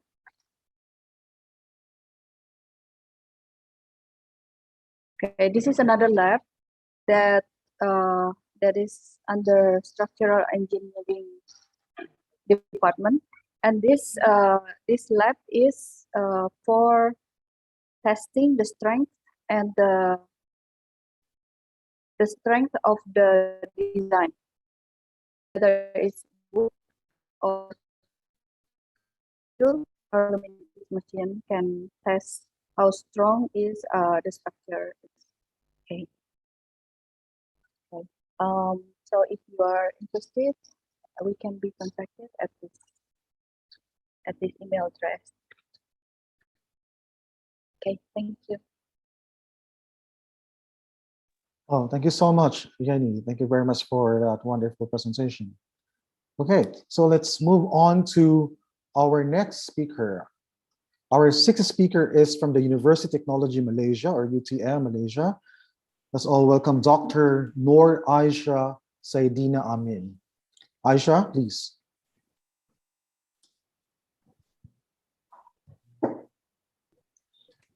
You're muted. Okay, hello everybody. Can you hear me? Yes, please. Yes. Okay, yeah. Perfect. So I'm Professor Noor Aisha Saidina Amin, or more affectionately known as Prof. NASA, from the Chemical Reaction Engineering Group, University Technology Malaysia. So thank you for this opportunity. So let me start a little bit about the background of my research. Deforestation, dependence on fossil fuels for energy, and increasing population are causes of climate change. The impact of climate change is disastrous and needs to be addressed immediately. So we at CREC conduct research related to applied catalysis and reaction engineering for mitigating climate change using advanced technology. The research involves conversions of biogas and biomass to biofuels and bio-based chemicals such as hydrogen, syngas, methanol, ethanol, and cellulose nanocrystals. The research areas or our interest or our expertise are photoelectrochemical or photocatalytic or plasma reactions. We are also expert in applied catalysis, reaction and reactor engineering, biomass conversion and biorefinery, as well as carbon dioxide utilization. So for this collaboration with Europe or with Southeast Asia, whether they are from the universities or from companies, we'd like to propose 2 projects. The projects are ozonolysis of biomass for conversion to biofuels and biomaterials. So this is a unique pre-treatment method that can degrade biomass and then convert it to whether it's biofuels or also biomaterials. So during the lab tour, we will show you the equipment and also the products from this research. The second project that I would like to highlight is on the photoelectrochemical reduction of carbon dioxide to fuels. So in this work, we have the electrochemical workstation, and we also synthesize the photocatalyst, and we try to improve the process and get a high yield of hydrogen and methanol. So the potential rules for collaboration, so we feel that we can collaborate under the DFT study, that is a density functional theory study, using various softwares, for example, webs. We can also collaborate by looking at the catalyst characteristics. So we know that there are many types of catalysis characteristics, and sometimes we need very advanced equipment. So that could also be a possible collaboration. And then we also will be looking at possible collaboration, kinetics and thermodynamics, biomaterials application, as well as supervision of postdocs and PhD students. Okay, so if you are interested in my research, so please email me. This is the contact and also the website. Okay, so now I will take you around the lab for a lab tour. Okay, so we will start with the electrochemical.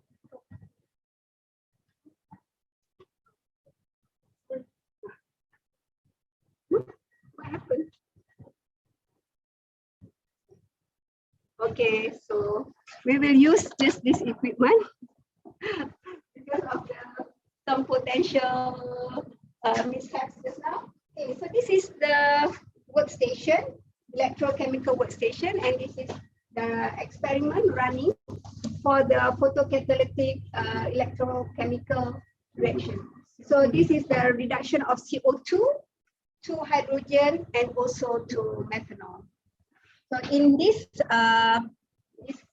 lab, we have the online analysis, which is the GC. And the second equipment that we would like to show is on the photocatalytic CO2 reduction. This time we're using the monolith, okay, the structured monolith. And the advantage of this is that our catalyst will have more stable. It's not prone to cooking. So this is the equipment for the photocatalytic reaction. Okay, so next we're going to take you to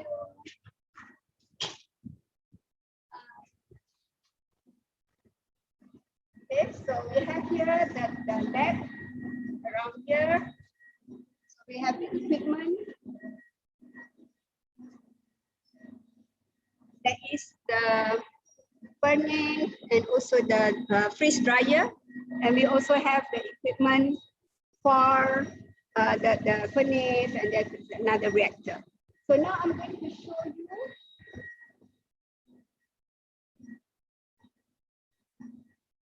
okay, so this is the ozonolysis reactor that uses ozone to pre-treat biomass to degrade it. So we will get products. So this is the empty fruit bunch. Okay. And then from this pre-treatment, so we can get products such as this. This is the OZ cell. So from this to this. Okay, next I'm going to show the plasma. So I'm working down the lab. So we have here more equipment.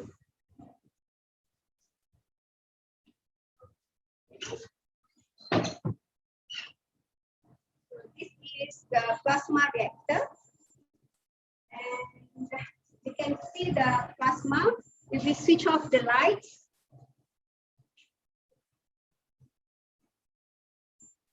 yeah, so we use the plasma reactor also for the carbon dioxide reduction. It's a photocatalytic, it's a plasma catalytic reaction.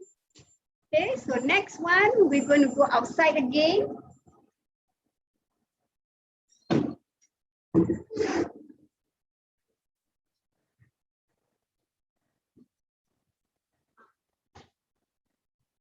Okay, so let me show you.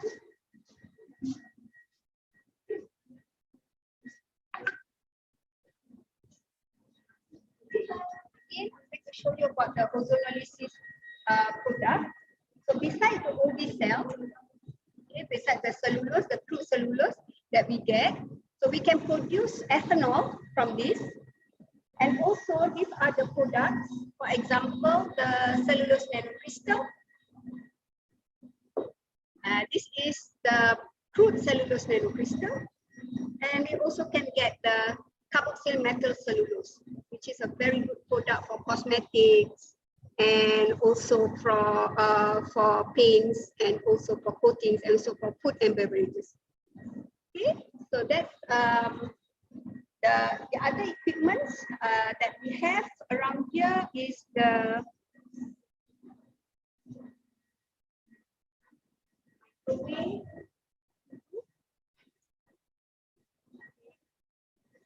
So this is the microwave pyrolysis reactor. Okay, and we also have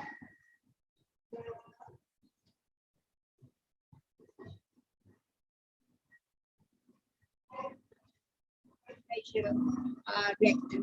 Okay, so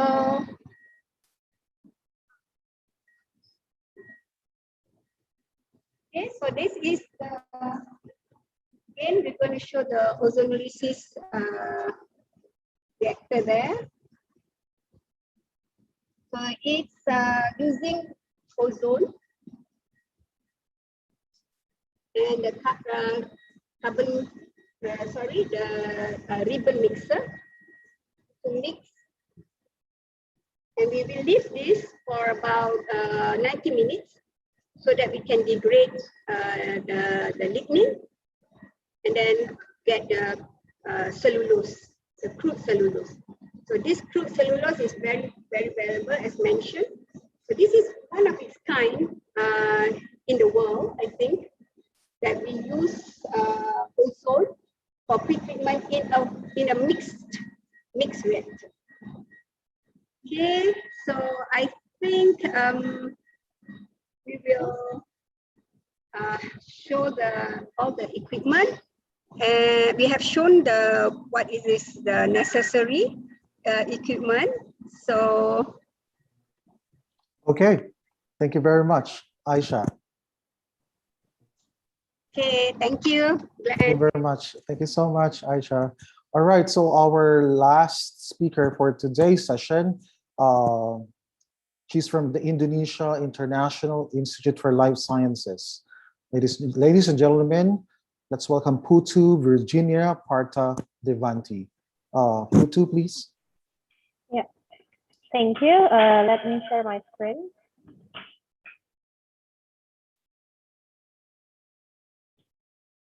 Can you see it? Yeah, it's perfect. Okay. Thank you for inviting me to this event. I'm very grateful for that. Let me introduce myself first. My name is Putu Virginia Parta Devanti. I'm the head of Biotechnology Department at Indonesia International Institute for Life Sciences. So Indonesia International Institute for Life Sciences is a life science campus that is located in the capital city of Indonesia, Jakarta. And we are a life science campus that focuses in life sciences, including bioinformatics. So we have 6 departments of life sciences, including bioinformatics, food sciences, biomedicine, food technology, biotechnology, and pharmacy. And we also have School of Business, which is bio-entrepreneurship and Master in Biomanagement. So I myself, my background is microbiology. So I did my bachelor and master degree in microbiology and biotechnology in Bandung Institute of Technology. And I did my PhD in chemical engineering at the University of Birmingham. And and then at I3L, my research interest is actually related to microbial technology. So if we classify into big topics, we do a lot of fermentation and microencapsulation of microbes. So we encapsulate microbes to control their release and then to protect them from the harsh environment, so we can enhance their performance and survival during their metabolic process. And also fermentation, we do food fermentation to increase the aroma and flavor improvement, and also to increase the bioactivity and bioavailability improvement. And maybe topics that are related to the climate change are the bioproducts production, like biomaterials. What we are currently focusing on is the production of bacterial cellulose from bacteria. And then the second one is waste valorization. So we do some bioeconomical analysis and techno-economical analysis on waste from industries such as sugarcane waste, and then also paper sludge. And then the last one is bioremediation. So we also focus on how to remove pollutant from polluted water using bacteria, fungi, and also plants. So these projects are, we collaborated with many industries, like food industry, like OTG or Samora Group. And we also got collaboration with cosmetic and agriculture industry here. And also we got funding also from Indonesian government, the I3L, and collaboration with other universities abroad as well, such as UCSI, University of the Asian, and the Borås University in Sweden.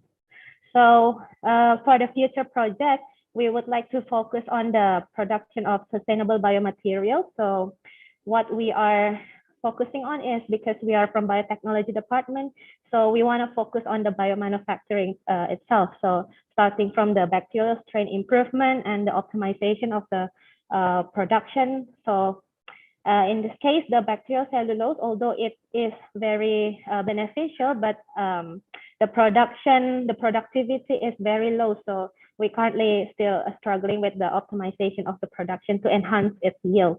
And then after that, we would like to have a partner who is capable of doing characterization, including physical and chemical characterization, and also for the application, and probably life cycle analysis too.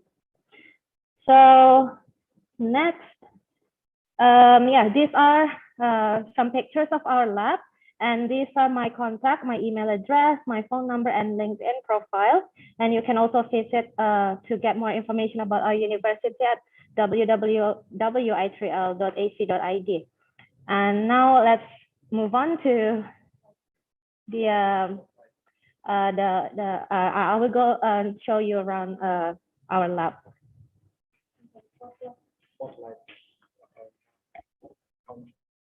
Huh? Oh, okay. So because I'm not working alone, can you please give spotlight to my partner, 7B Sohali, please? Yeah.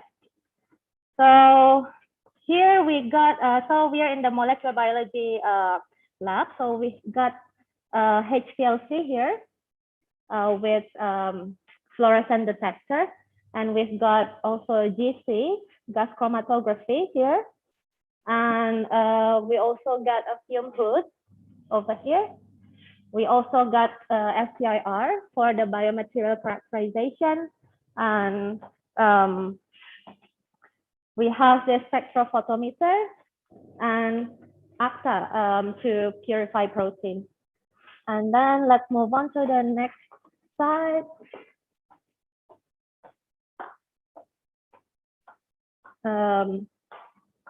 We got plate reader. We got 3 PCR machines here. And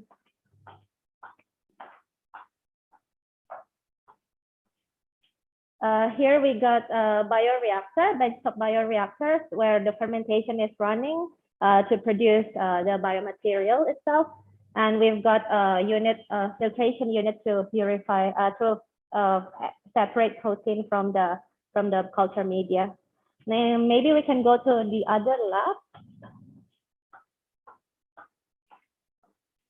So we have many other labs that focusing on pharmaceutical research and biomedicine and food research too. But I'm just going to show you the lab around on this floor. So this is cell culture lab. We work also a lot with mammalian cell culture here. We have some BS biosafety cabinet there and a CO2 incubator. Next.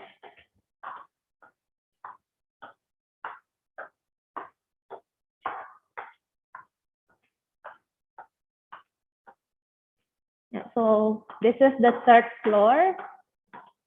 We also have some labs on the 6th and 5th floor. And here we got a center for LCMS. So if you can go inside, there we go. We got LC and the mass spectra here, and photography LC and another. And then the last one, I will show you the microbiology lab where we prepare the culture.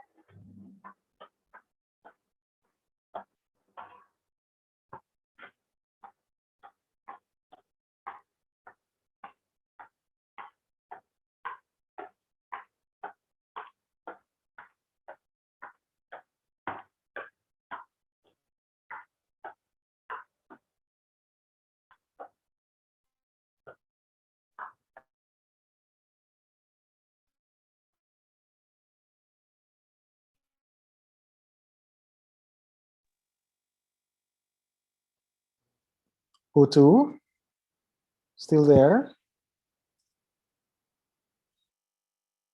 Putu, we lost you.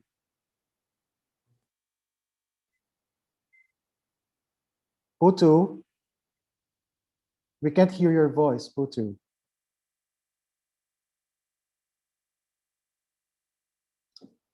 Putu, we can't hear you. Okay, sorry. Yeah. So we got, I think,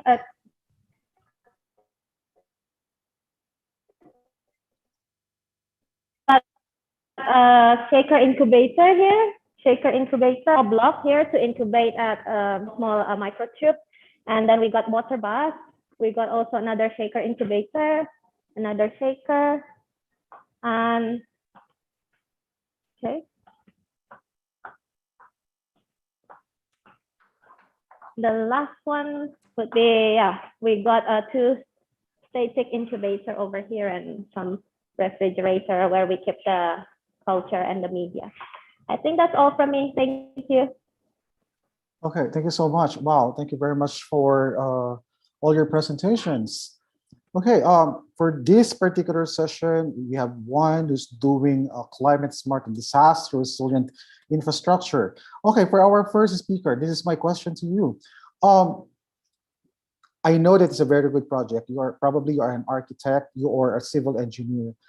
Did you consider the economic viability of that particular project? Yes, the shelter has to be cheap, so many people can buy. Yes. Yes, because remember, I think your institution is a non-government organization, correct? And probably you are catering to the poorest and the most vulnerable sectors in the country. Since that we talk about the impacts of climate change, we always want to consider how this particular project is going to benefit their lives. Now, if you are doing an architecture, have you conducted a financial analysis or financial evaluation about what particular sector is going to procure or going to get that particular project of yours? We have a collaboration with our National Disaster Bureau of Indonesia government of the National Disaster Bureau. It's called BNPB in Jakarta. So the first one that is going to use the shelter is, we hope that when BNPB. Hello. But yes.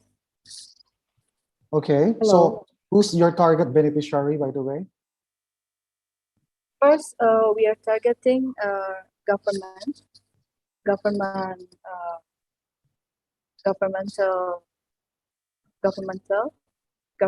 and then second is industry.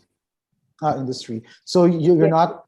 So you don't have any particular project for infrastructures or for houses, specifically for farmers, for fisher folks, or indigenous people. The indigenous people, there are two projects that we developed. The first one is for the emergency shelter. The emergency ones that needs to be available for after disaster happen until 3 days. So in the 3 days of the disaster, we have to provide, the government and industry and other NGO have to provide the shelter. And then after that, we are developing the one that can be built by the community by themselves with some available materials from the debris. Okay, I'll get back to you. I'll go to this. I'll go to the second speaker first. Yeah. Okay. For Aisha. All right. I love your presentation because we also did similar researches like what you did, all right, carbon dioxide. And my question here is, do you think that this particular research will reduce their greenhouse gases in the form of carbon dioxide equivalent? Thank you. Yeah, so there are many technologies actually for reduction of carbon dioxide. So for this particular, for the photoelectrochemistry or photoelectrochemical research, to be used for reduction of CO2, we are looking more at the sustainability aspect. That means we're working towards the solar fuels. That means we are going to use solar power or solar energy for this type of CO2 reduction. And we will get for this, our products that we are targeting are hydrogen and also methanol. So these are the two future fuels that are clean and have low carbon emissions. So there is a prospect of this CO2 reduction using photoelectrochemical method. Okay, very nice, very good research. Now, we always talk about the sustainability of this particular project, how long it's going to, for instance, if we do this particular project, how long is going to last, all right? How long is it going to last? My question is, what about the sustainability of the raw materials that you are going to use, all right? Especially if you're going to extract or you're going to remove your carbon dioxide equivalents. Yeah, Aisha. Right, okay, Glenn, very good question too. So yeah, when we're talking about carbon dioxide, okay, so carbon dioxide has been around for a long time. And after the Industrial Revolution, the carbon dioxide concentration has gone up to the unprecedented value. So it already reached above the limit. It's supposed to be 250 ppm, but now it's already reached up to or close to 400 ppm. So with deforestation, with usage of other types of energy, for example, in transportation, in industry, so CO2 will be emitted all the time. Okay, and also we want, so if you talk about the sustainability of CO2, whether we still have CO2, yes, we're going to have CO2. We just have to control it. So what happens when we have excessive amount of CO2, one of the bad greenhouse gas, CO2, and also if we have methane, so this will cause disaster. So like now we have flooding, we have also maybe droughts. So that's a very, very important aspect that we should continue to find solution for the sustainability future. Okay, thank you very much. So I'm gonna get back to you. So I'll move on to the third speaker. Thank you. Thank you so much. Yes, Putu, Virginia. So thank you so much for your presentation. But my question is always, I'm always after for the impacts of climate change to the human and health security. So what are the strategies you're gonna do in order to address this particular issue? We're trying to reduce the impact of climate change that is generated by producing goods like food packaging that is mostly produced using plastic, which is material, fossil-based material. So yeah, currently we're trying to find another alternative to plastic food packaging. This bacterial cellulose, we can produce it using agricultural waste. So far we've been using molasses, which is byproduct from sugar industry. So this agricultural waste, it contains a lot of sugar that can be converted by the microbes into and polymerized into bacterial cellulose. And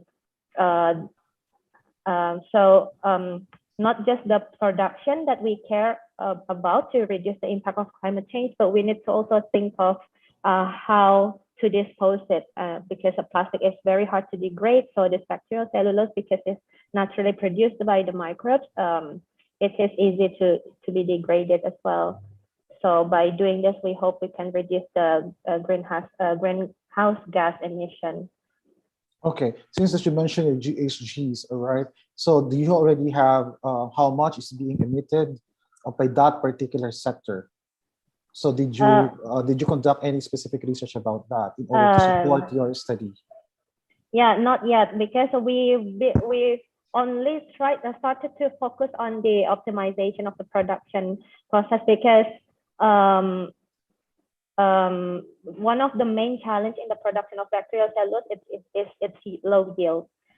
So we are currently focusing, because we are biotechnologists, so we're currently trying to improve the strain, the bacterial strain, to and manipulating the environmental condition to increase the production.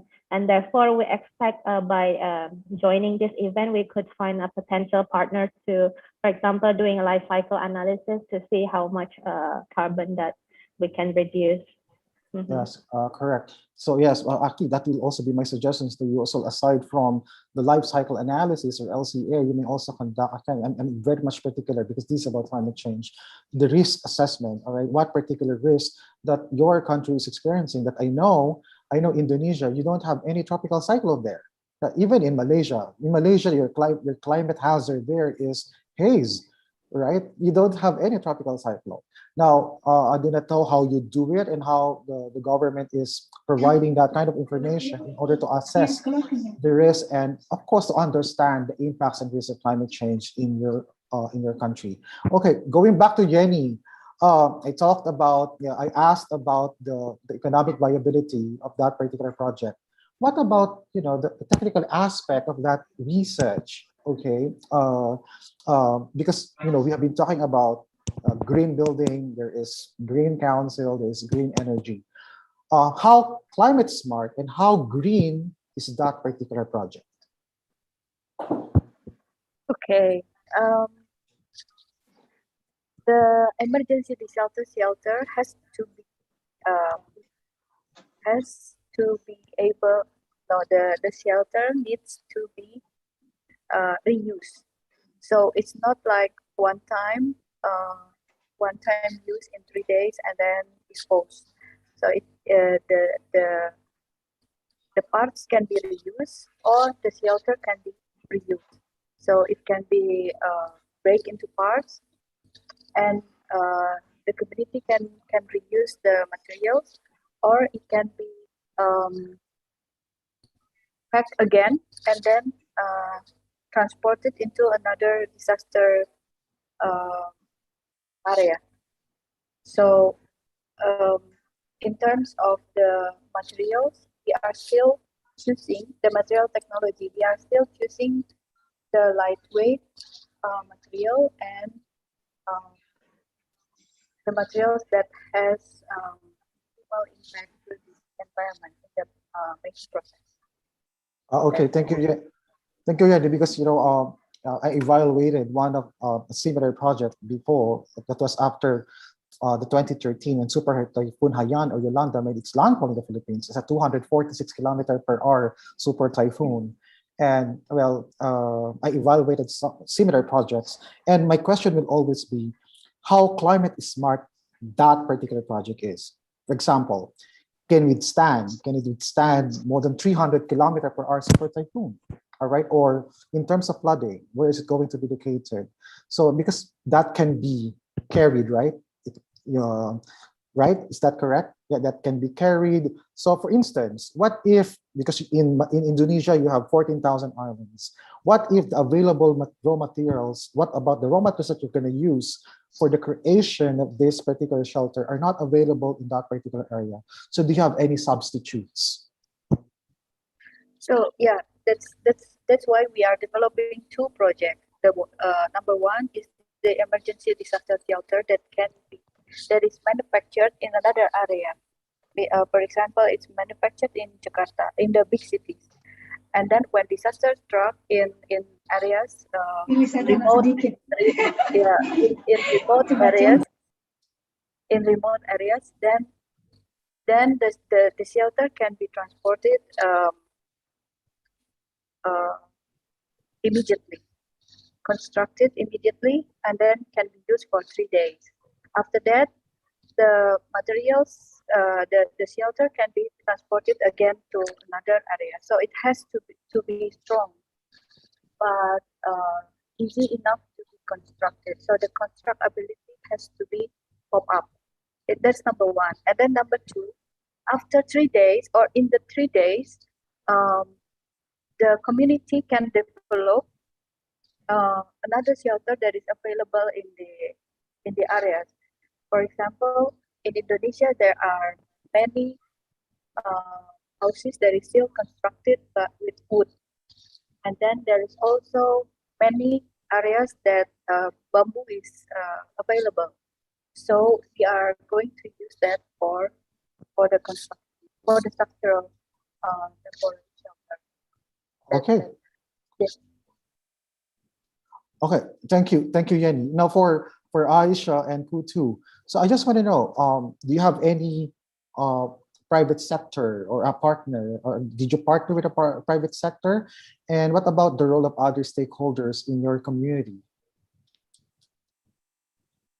Okay, so should I put two or I? Yes, Aisha, yes. What is the role of the private sector and the other stakeholders, well, in the implementation of that particular project? Right, okay. Remember the ozonolysis reactor that I showed you? Well, yeah, that one we have what's sort of like a client, okay, from Korea who have contacted us, and we are supplying the crude cellulose to them because they are looking at a natural fiber to develop several products for their company. There is something like super absorbent polymer, so they're going to use it for diapers, for pets, and also the cellulose is also going to be used for cosmetics, so they're going to process it. So they have engaged us to supply them these raw materials from the ozonolysis reaction for the what we call that OZ cell. These are with crude cellulose. So for the community, also when we talk about biomass, we are one of the largest producers of palm oil. Okay, so we have a waste, empty fruit bunch, and usually this waste we don't know where to put this waste. So it will be around the mills, heaps of this waste. So that will cause some problems also, for example, like the CO2 emission.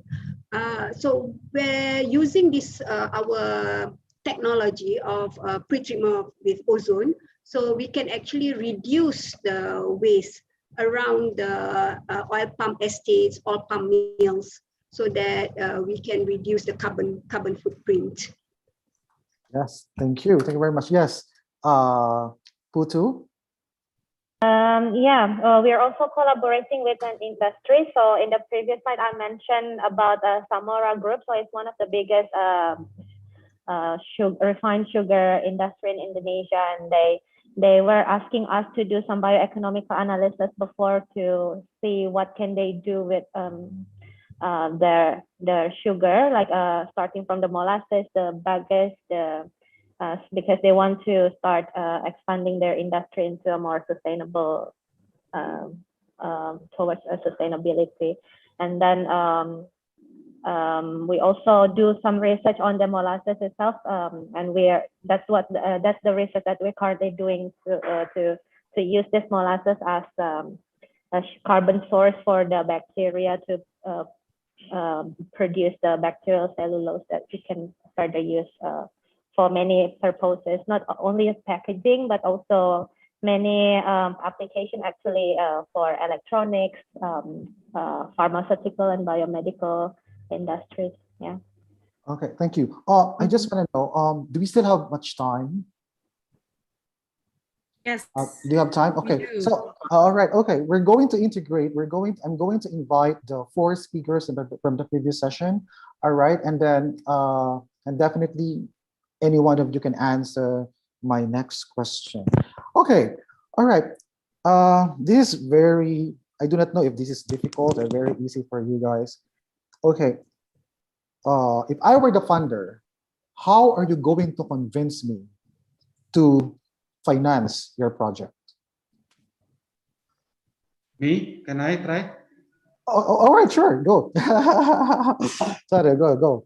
Thank you. Yeah, thank you, Dr. Glen. climate change really occur to our three research locations. One is the Sidoarjo East Java and Poso Central and other West Borneo. That's it. We need the collaboration from the European to doing together for future our research.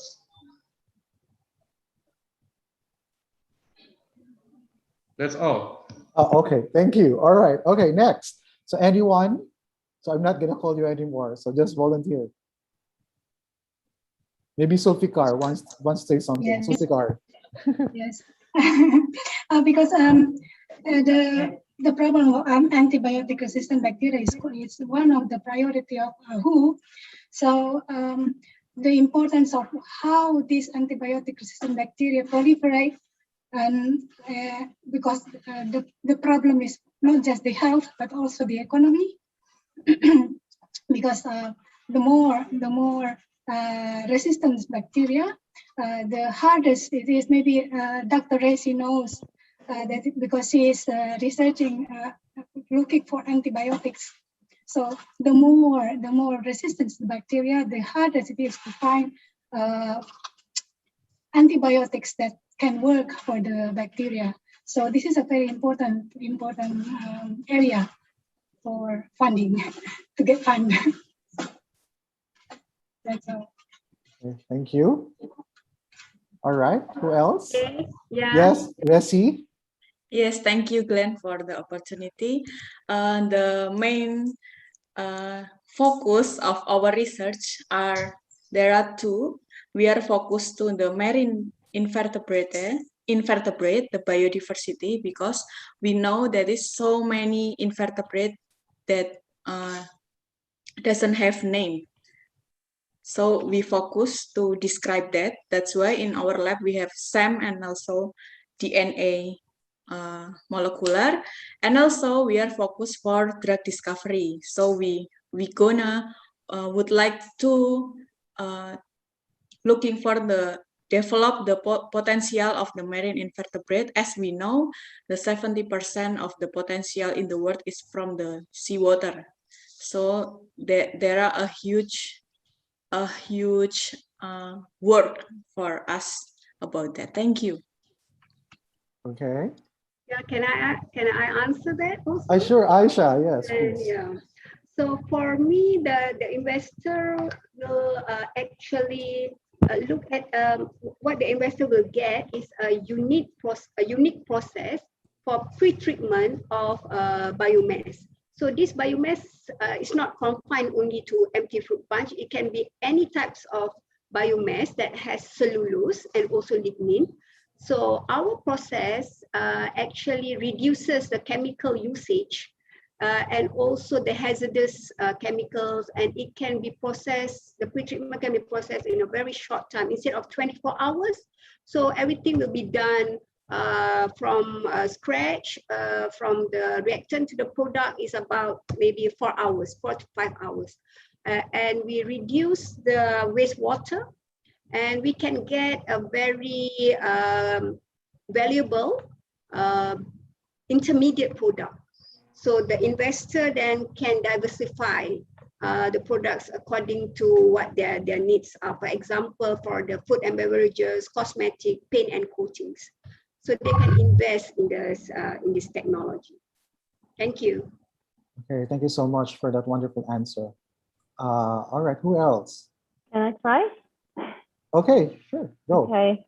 All right. So the decision on how packaging or material is produced, is transported, and disposed will really determine how much the greenhouse gas emission and other environmental impacts that is generated. So one of the ways to tackle this is by looking for an alternative materials like that is sustainable and biodegradable. One of them is bacterial cellulose. So compared to other cellulose that is derived from plants, this bacterial cellulose is very pure. So unlike other plant-based cellulose that contains lignin and requires expensive pretreatment and probably use chemical also to increase its purity, but this bacterial cellulose, because of its high purity, it doesn't require harsh chemical for pre-treatment. And since it is also biodegradable, so we can easily dispose it.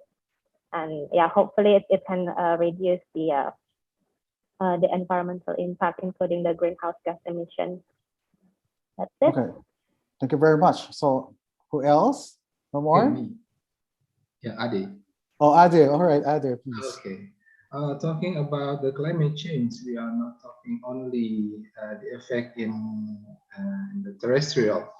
Also, there is effect human activity in the land will affect community composition of marine organisms in the ocean, such as gas, carbon dioxide that can increase the pH of the ocean, and also will increase the temperature of the ocean, makes the important species, the commercial fishes, difficult to catch, especially for fishermen, as I mentioned earlier, that nowadays the fishermen should go farther from the land to catch fish.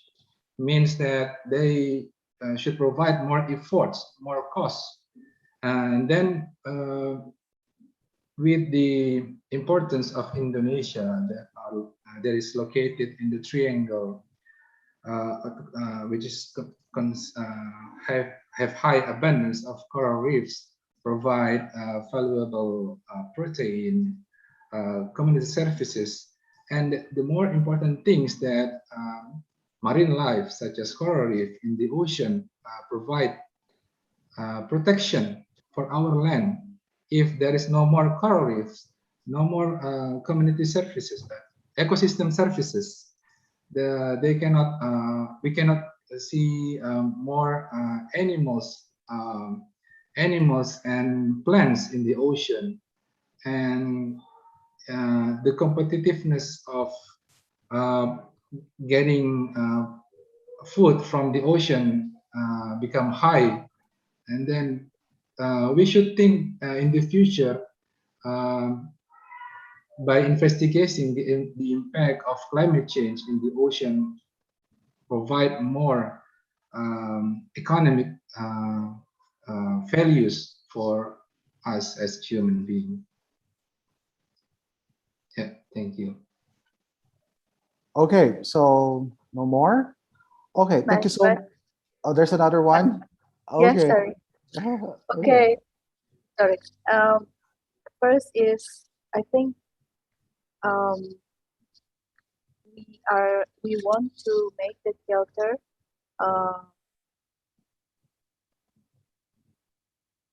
to reduce in developing the design. We think about how we reduce the impact of natural disaster in the to the community.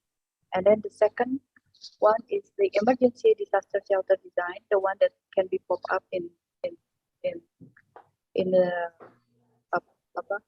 the time fastly, very fast. Is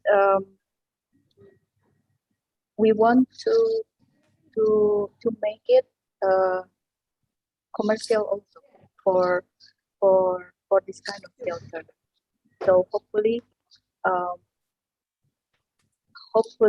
the infestation can have some benefit and profit for the investors. Okay, thank you very much. Okay, the importance of this particular forum is how our stakeholders can adapt to climate change and increase the climate resilience. It is also significant to understand climate change projections and scenarios and further explore the policy implications of climate change projections in all levels of stakeholders. There's also a need to determine tools to measure climate change vulnerabilities and practice by assessing their own risks and impacts to make this world a better place. Delivering all the strategies for the promotion of climate resilient livelihoods, disaster risk reduction, local capacity development, advocacy, and social mobilization at all levels is crucial for building adaptive capacity effectively and sustainably. the development, application, and sharing of effective, innovative researches like what you have mentioned, and participatory approaches and tools are essential in building the capacity of our local actors and stakeholders and promote continuation of adaptation activities and processes after the lifetime of this particular project. And lastly, this is my favorite part, to the community involvement. Community involvement equals greater uptake and sustainability of this particular project. So by encouraging our stakeholders, our communities to take the lead in the promotion of climate resilient livelihood strategies, our project impacts are more likely to spread beyond beneficiaries to other community members and communities. So that's all, and thank you very much for your wonderful presentation. So let's go back to Suzanne. Suzanne. Thank you so much, Glenn, for moderating this session. And thank you so much to all the presenters. That was absolutely fabulous. We were all in awe here, looking at your presentations and of course, looking at your labs. We were particularly pleased to see so many female scientists, working behind you in the labs there. Now, we do have a final speaker who should be addressing us shortly. I can see that he is in the room, but there appears to be a little problem with his camera. I can see that his microphone is on, so maybe he will have to speak to us from the dark. It is Mr. Pierrick Fillon-Achida. He's joining us from the European Commission in Brussels, where he works with the Directorate General for Research and Innovation, and he is Policy Officer for Japan and ASEAN. And Pierrick, of course, has been closely involved in the setup of the JFS, but of course, the general scientific collaboration between Europe and ASEAN. Pierrick, if you don't mind, you can speak even though we cannot see you. Yes, hello, good afternoon to you in Asia. I'm very sorry you cannot speak. It's the first time it happens. It's probably because I started to have meetings from 7 o'clock and maybe the memory of my computer, I should have restarted my computer. But I am very glad to have listened. I was listening. I heard about oceans, bioplastics. In fact, I was in a meeting just now with the ASEAN Secretariat based in Jakarta with several ministries, MOST from Vietnam, DOST from Philippines. We were discussing about plastics. We were discussing examples, concrete examples on a face mask that we all have. I can see that some colleagues have it on the screen. So are those face masks biodegradable? What can be done from a research perspective? And there have been approached some colleagues under a different programs and your access called Green Tech.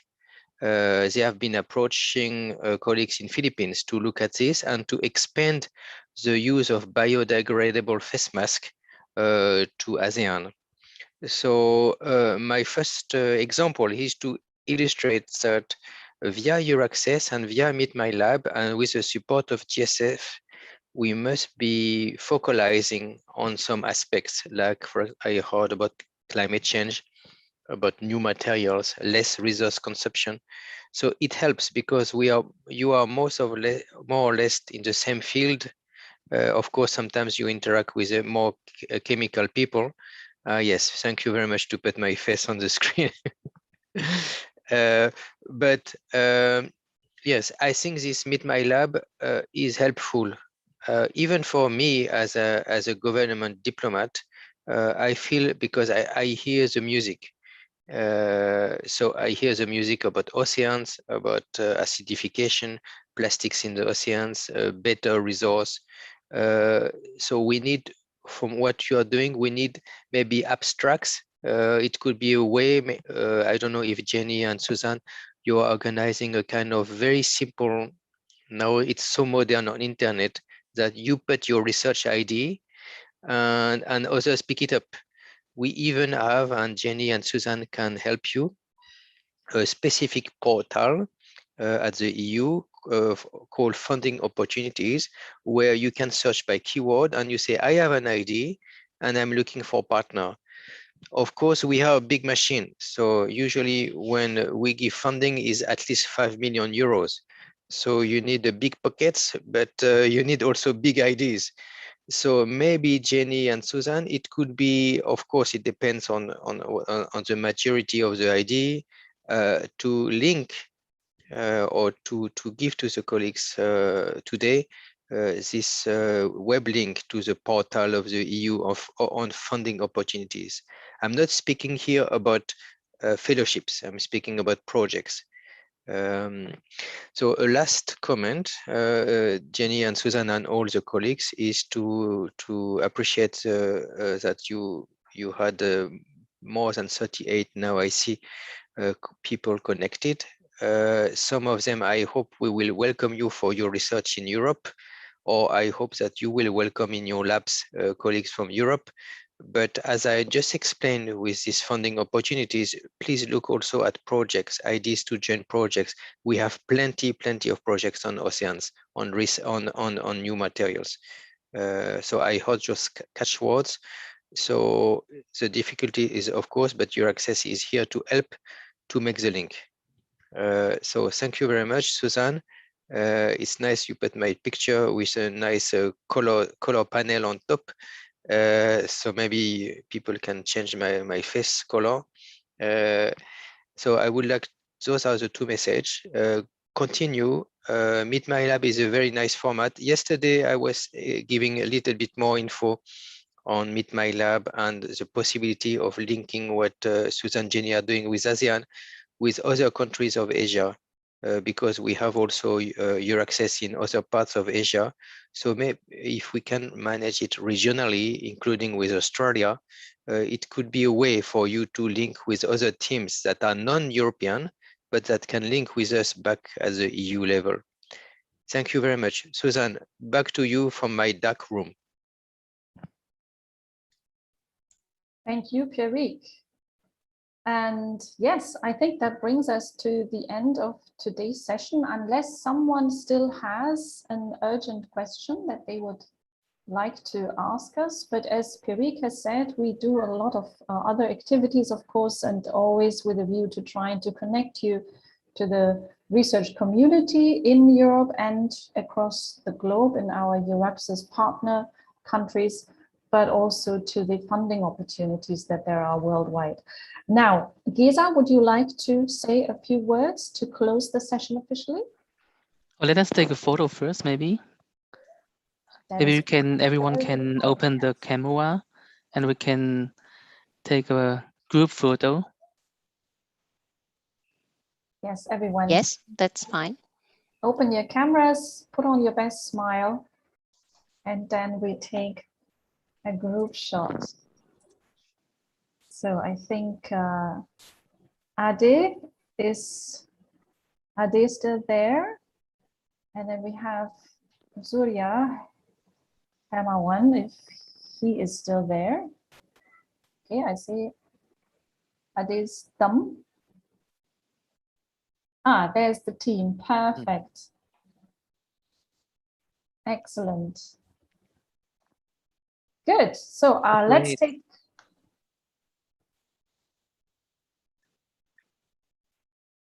Okay, Susan, are you gonna taking the photo? Yeah, I'll take a couple of pictures. Just so we have Pierrick's black box right in the Yeah, sorry. Okay, so let's take a few pictures. Everybody just smile. A few more times. Ade, we just see, yes, that's better. Okay, a couple more.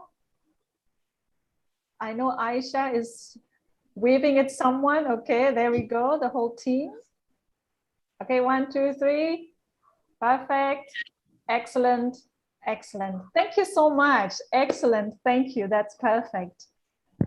Thank you very much. Thank you. Thank you, everyone. Thank you so much. Thank And you, we Susanna. will make sure that the material gets Thank you. disseminated widely and hopefully Yes. you will have a lot of requests from partners all over the world. So we'll definitely on our end we'll do our best to make sure that you now get the profile and the visibility that you deserve. Thank you so much and have a wonderful evening, everyone, and a great day if you're based in Europe. Goodbye. Goodbye. Bye. Thank you. Bye. Thank you, Bye. everyone. Good day, everyone. Thank you, Jenny. Thank you, Thank you, Glenn. Thank you, everyone. Tuan. Thank you, Susanna, Jen.